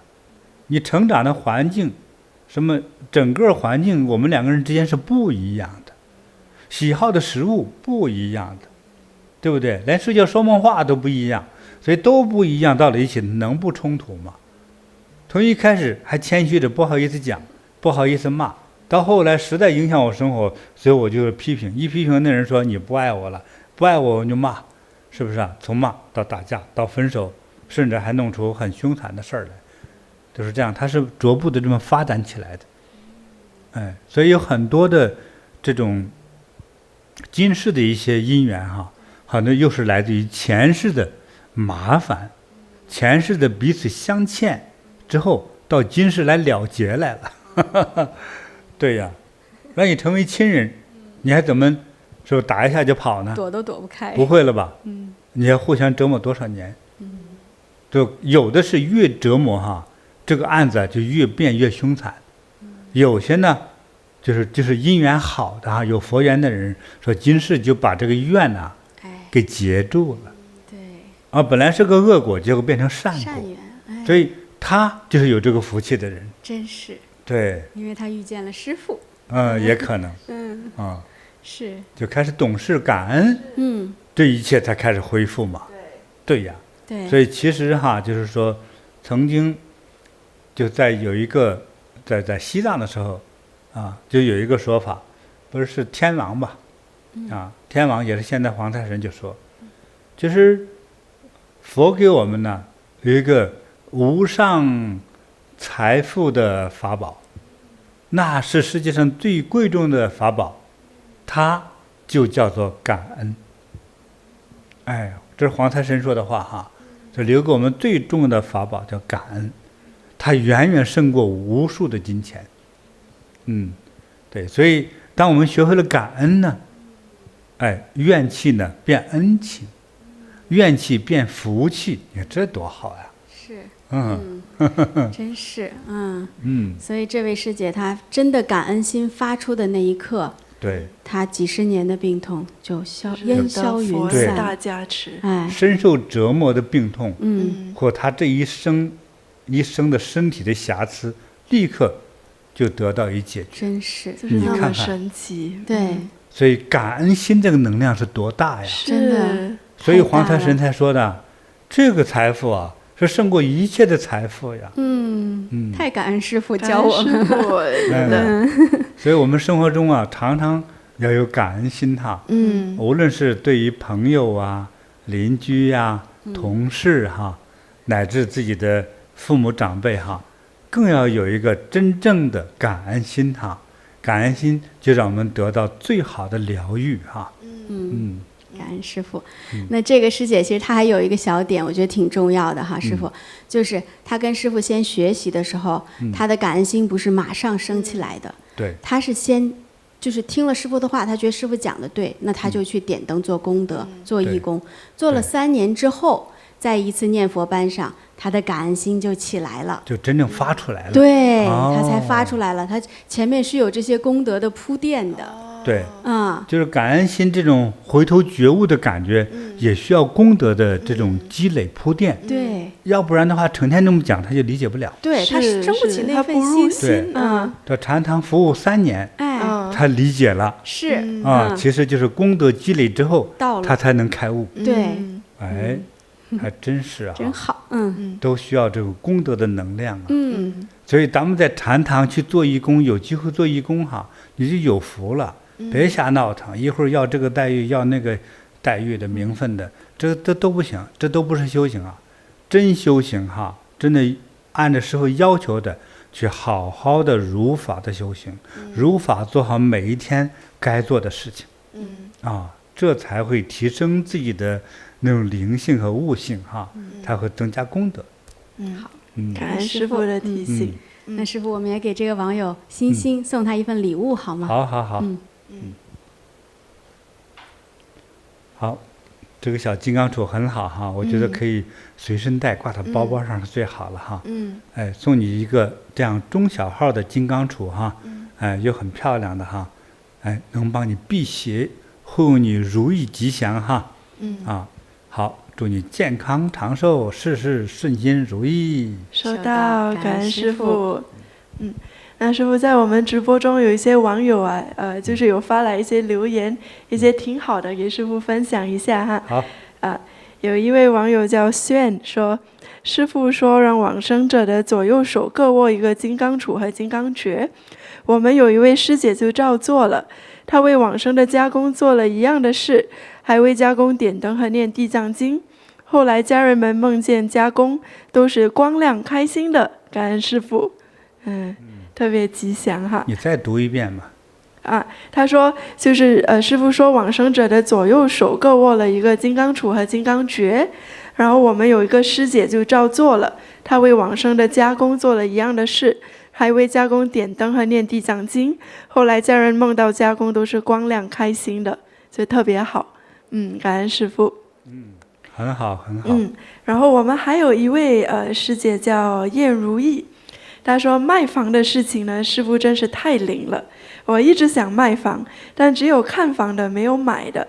记得2018年在网上上师父的网课的时候呢，师父在网上加持念佛时，突然间有一个人在晚上给我打电话说要买我的房子。当时我还以为是骗子呢，因为之前从来没有看过房的，也没有联系过我的。结果这个人呢，第2天就交了全款，真是感恩佛菩萨，上师加持的太神奇了，感恩师父。就是参加了一个念佛，跟师父网上念佛，结果他很久卖不出去的房子，第2天就成交了。对，我相信啊，这太神奇了。这个佛菩萨，想帮你人间做点这种小事儿，卖个房、找个工作、找个对象，这或者是身体健康，这都是小事情而已。你只要有那份真诚，啊，这都是小事，很容易成就的。还有一个网友哈，师父他说天珠是宝贝，感恩师父加持的天珠，我好喜欢。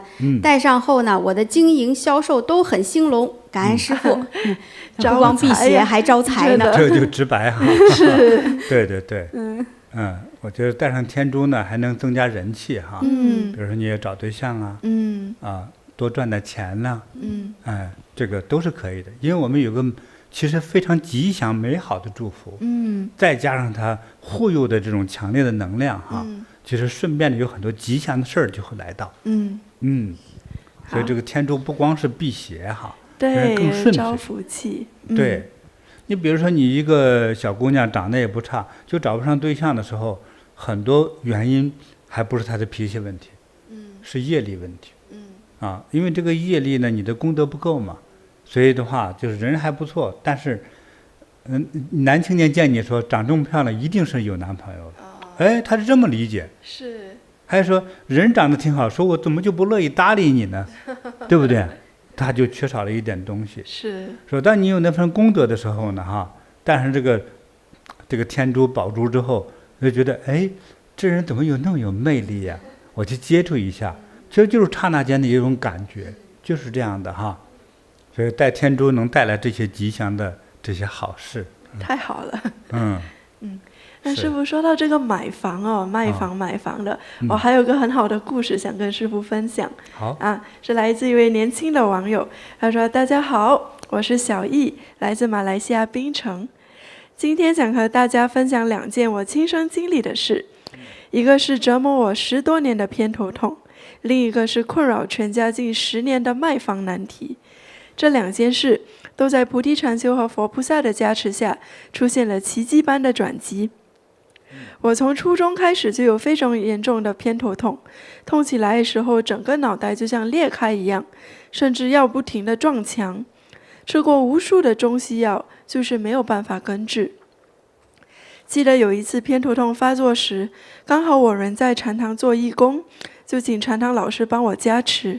神奇的是，加持后头痛立刻就缓解了许多。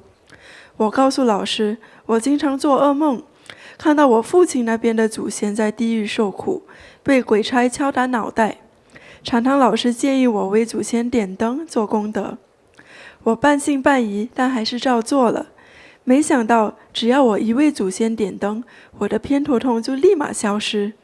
而从那以后，每次偏头痛一发作，我只要点灯回香给祖先，头痛马上能缓解，真的非常神奇。因为我家平时没有祭祖的习惯，祖先的骨灰都放在灵骨塔里，平常除了过年去统一祭拜一次，清明、盂兰盆都没有祭祀过。也许正是因为祖先无人祭祀，所以才透过我的身体来提醒我们。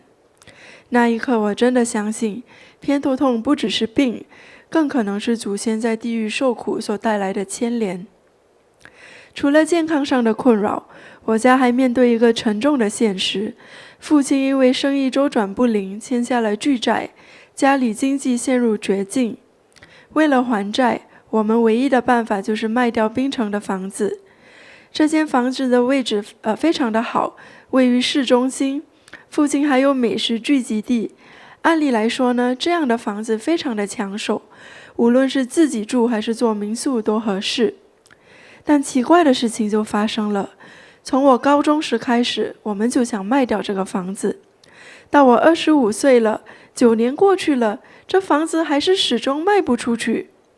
我们附近的其他房子一挂出来，很快就有人买走，只有我们家的房子好像被什么力量卡住一样，怎么都卖不掉。眼看家里越来越艰难，我甚至觉得最后我们可能真的要破产了。就在最绝望的时候，转机到来了。2023年8月，我第一次参加菩提禅修举办的盂兰盆超度祈福法会，而且还报名做义工，全程服务法会。就在法会的前一天，我的偏头痛又犯了，而且是有史以来最痛的一次。在法会的当日，我强忍着剧痛，主动去做义工，做最辛苦的活儿，比如搬运一箱又一箱的加持水。我心里想，只要能消除业障，让祖先得超度，让家人脱困，再苦再累再痛都值得。法会当天，我满怀诚心去抽药师灵签，想求佛菩萨指点我们房子是否能卖出。结果一抽啊，下签。我愣住了，不死心又抽了一次，还是下签。那一刻，我心沉到了谷底。我马上联想到，会不会是因为父亲那边的祖先仍在地狱受苦，导致父亲的生意失败，房子也一直卖不出去呢？于是我去请教禅堂老师，老师告诉我，要多做功德，诚心念佛，并观想全家都一起参加法会，祈求佛菩萨的加持。于是，在法会当日的5场绕场念佛中，我每一场都全程参加。我观想自己与父母、家人一起念地藏王菩萨心咒，一方面超度祖先，另一方面祈求佛菩萨护佑，帮助我们早日能够卖掉我们的房子，渡过难关。我还供养了佛像，点灯，特别为历代祖先和冤亲债主都点灯回向。法会之后，我的偏头痛竟然奇迹般的消失了，如今2年已过去，都没有再犯了。更令人不可思议的是，这个盂兰盆法会结束后的1星期，我父母就打电话告诉我，有客人要来看我们房子了。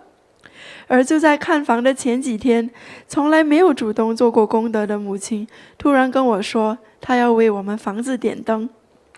结果呢，买家来看房当天就非常的满意，当场就付了定金。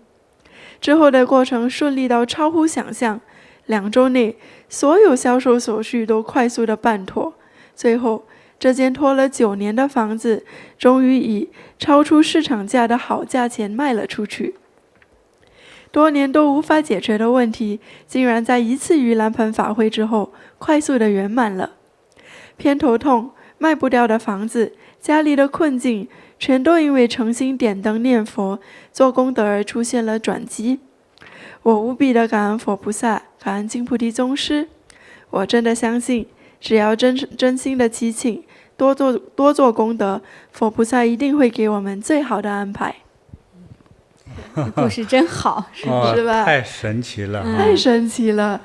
他的房子好多年，10多年都卖不出去。这也是挺奇怪的哈。你说他又不是说房子不好，地点又好，周围的人一个一个都卖出去了，他的房子就好像是透明的一样。对，好像被罩住一样，就没有人来看，也没有人来买。有点像那个叫什么障眼法。对，障眼法是。房子明明在那儿，没人看，没人理。是。关键持续9年了。对。哦哟。对，让他们家就是都快要破产了。咱这以此类推啊，找对象是这样的，是吧？对，长得也不丑也不差，就是没人理。这个真是个麻烦哈。是。就像透明人。是。一个道理。那你这个障眼法是谁施的呢？对呀。所以他后来跟师父学习后，就联想到他的祖先嘛，因为他之前就会梦到他的父亲那边的祖先，就是被那个鬼差在地狱里打，敲头，敲头，然后让他就是实际上生活中也是会有偏头痛，然后他每一次呢为他祖先一点完灯，这个偏头痛就会好，但是好一段时间又犯了，对，可能继续再挑头。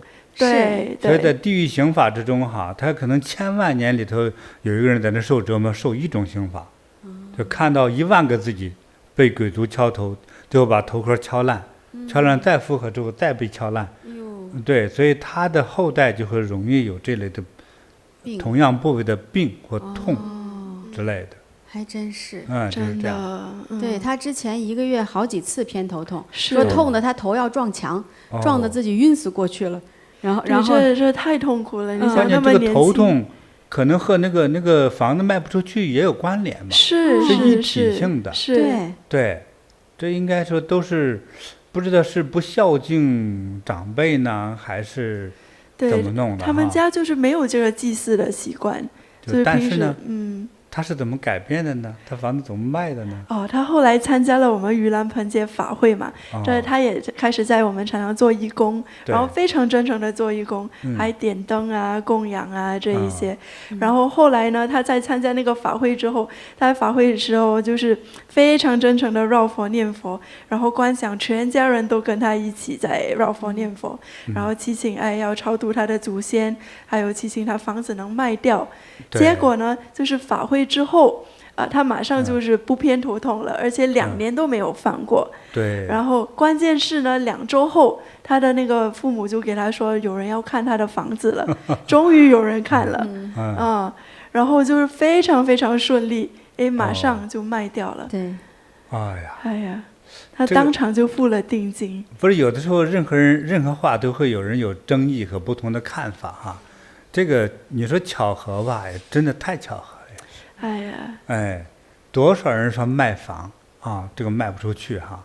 所以我们说，现在我们在直播中哈留言说有房子往外租找不到租客的哈。我们希望在这1个礼拜之内呢，希望你那个房子哈，这个租客呢就都来了哈，都给你租了哈。收到。想卖房的呢，想近期快卖房的哈。最多2-3个月以内全部卖光哈。收到，感谢师傅金口玉言。想找对象的呢，今年全部解决问题哈。我们替网友收到。对，真的有时候就是神灵佛菩萨加持，可能对咱们很难，对于他们来说太容易了哈。就是真诚，有那份真诚的心哈。对，咱们也给他送个礼物吧。好，小易啊，我们来给这个小易送个礼物。好的。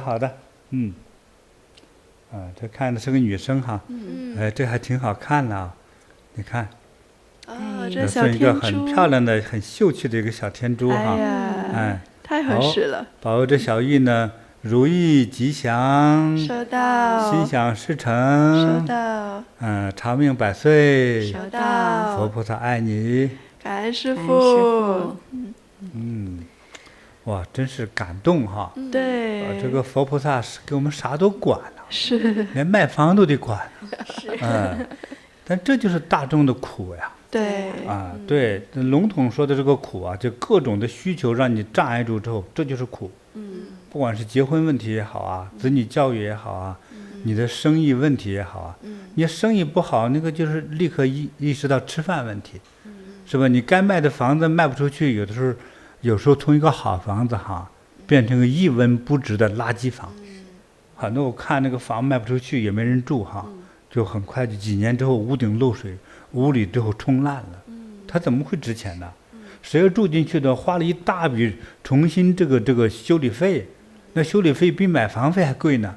现在人工贵嘛哈，所以的话，这个该卖的房子要早点卖出去，才能解决自己的实际问题。是，好，感恩师父。对，那我们今天也是讲了很多哈，关于祭祀相关的一些故事哈，从这个索尼大公司哈，来建立索尼神社哈，祭祀他们的亡灵，转运了哈，到这个日本400年的大家族住友集团，重视祭祀，重视家族的传承，是啊。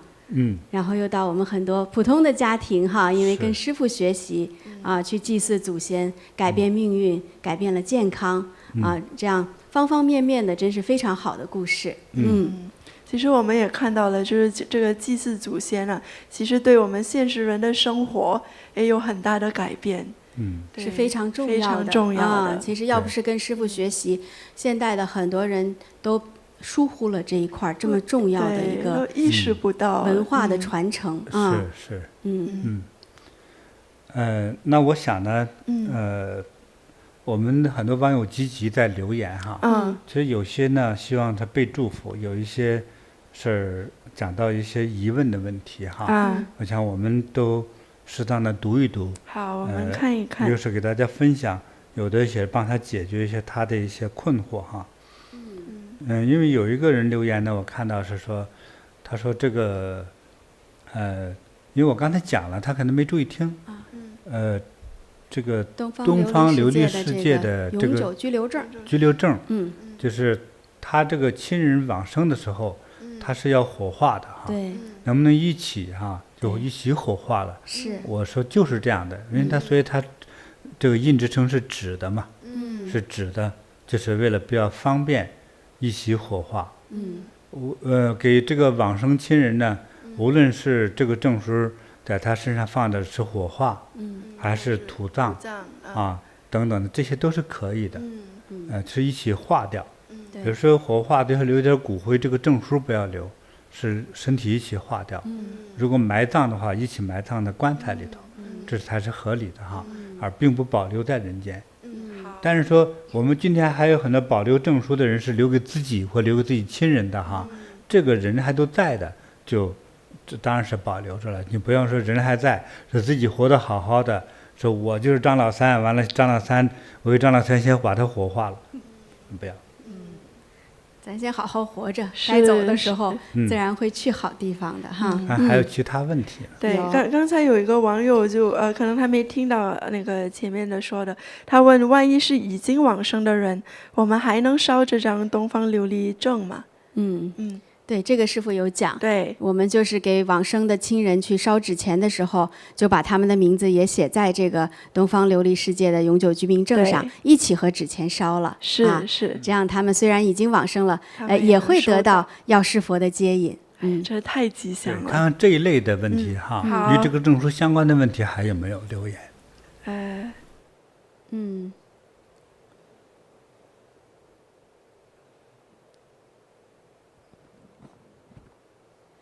证书相关的还没有看到。有一个人在说，就是亡人在火化前临终关怀的时候，看见亡人左眉上有亮点，不知道这有什么意思或者是指示吗？感恩师父。就是临终的，就是已经往生的人在火化之前，看到他的左边的眉毛上有亮的这个点。就是凡是这个往生的人，这个遗体上哈，包括你看到的，包括你在梦中梦到的，身上任何部分发亮的点，都是吉祥的。好，感恩师父。还有一些网友现在在分享自己的感受，有这个 Alice 告诉说，今天直播之前头痛胸闷，直播中我就给历代祖先点灯之后，头就不疼了啊！感恩师父，你看真是立竿见影哈。真是。对，还有网友说，师父曾经给他们赠送过八宝灵珠，非常感恩师父。他说我和儿子呢就不再被邪气侵扰了。这也是得到过师父这个辟邪宝物八宝灵珠加持的网友。那有一个人问的说，那个学院能替烧这个证书吗？证书你自己烧是。对，我们只管发。证书不，我们不烧，只有你自己可以烧。是，比如你填写的这个细节的内容是你自己填写，这个佛和你的长辈就能收到。好，那就是还有一些那个没有禅堂的地方，还有不方便邮寄的那些区域就是你在我们的学员网站上就能看到这个永久居民证，然后但是你下单之后会给你那个链接，你可以下载自己打印。对，然后有禅堂的地方还是建议你去禅堂去迎请，也是免费的，感恩师父。我刚才看到一个人留言呢，他说我们学院网中就是有这个金职会员能不能送给他这个东方这个证书因为我们不确定你的信仰是什么，就是你愿望，也有人说不同的信仰，也有人可能说我就喜欢西方极乐世界这个没有关系，但是呢，这个部分你是从奖励上来说是有资格，你进去点击下载你就得到了。对，因为有些国家地区我们不方便邮寄你也收不到，是都被卡掉。是一些政治管理比较严格的地方哈。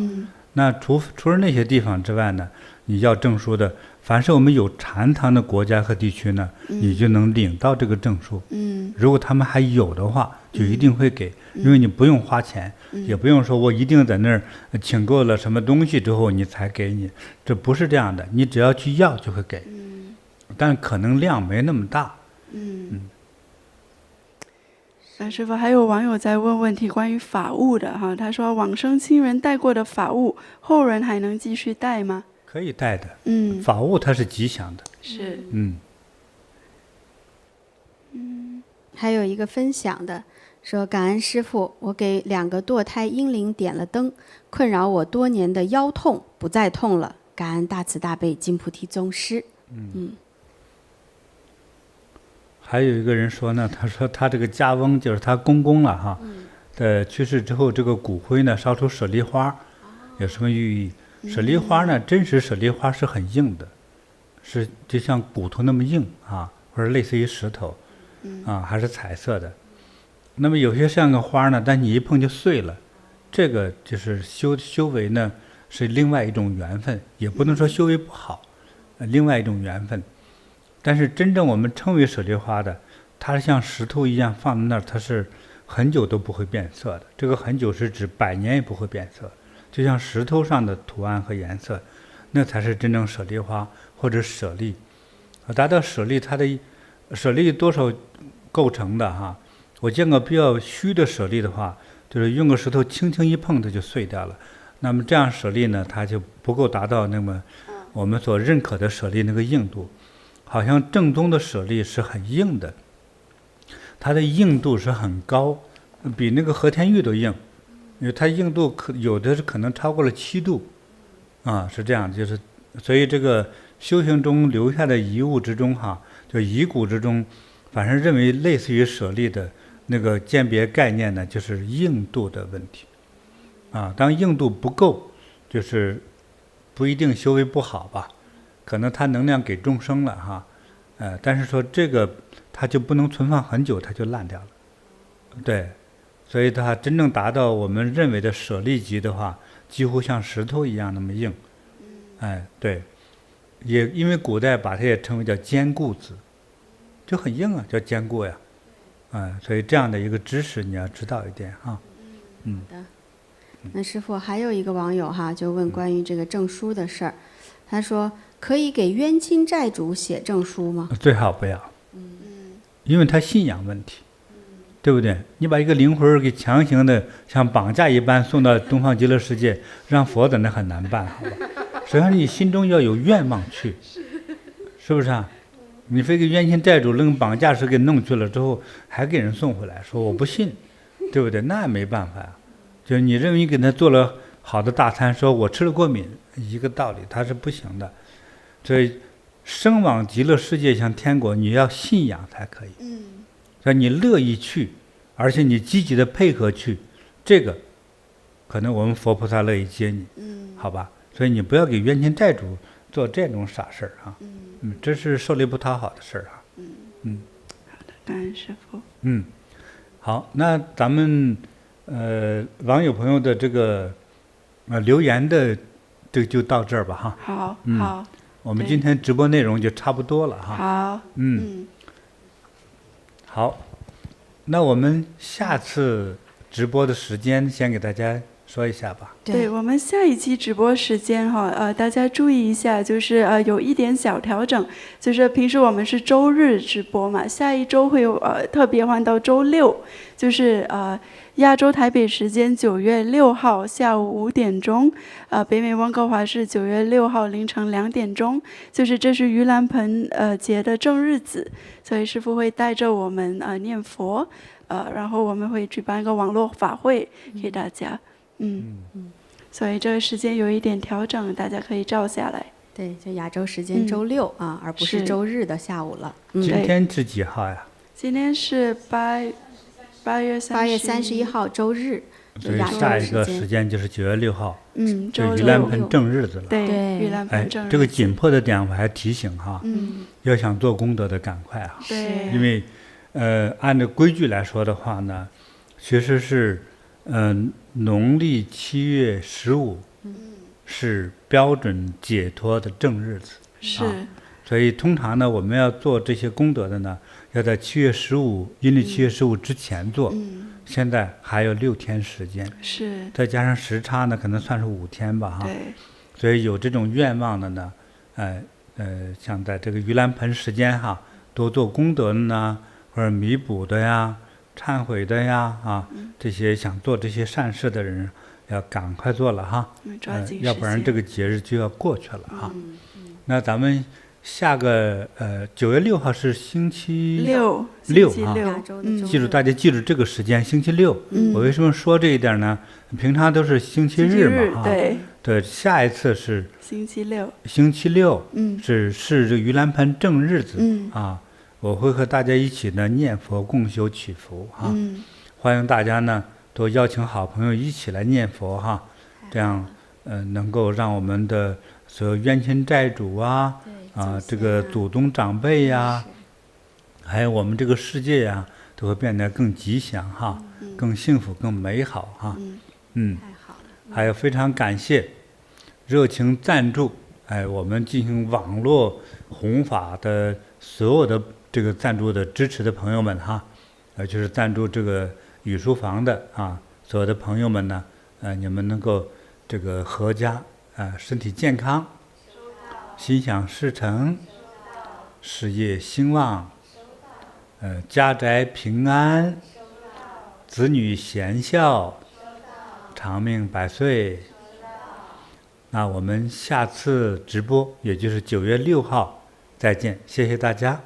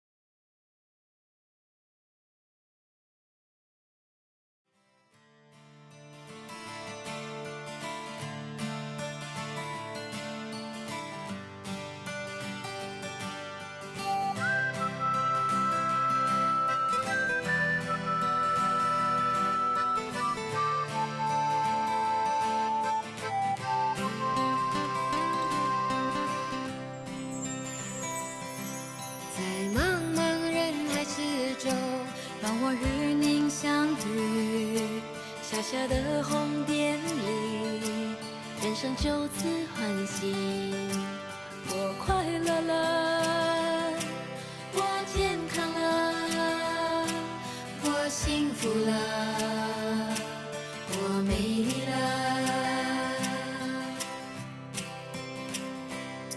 在茫茫人海之中，让我与你相遇。小小的红点里，人生变得神奇。我智慧了，我宽容了，我慈悲了，我自在了。因为有了你，生命变得更坚定。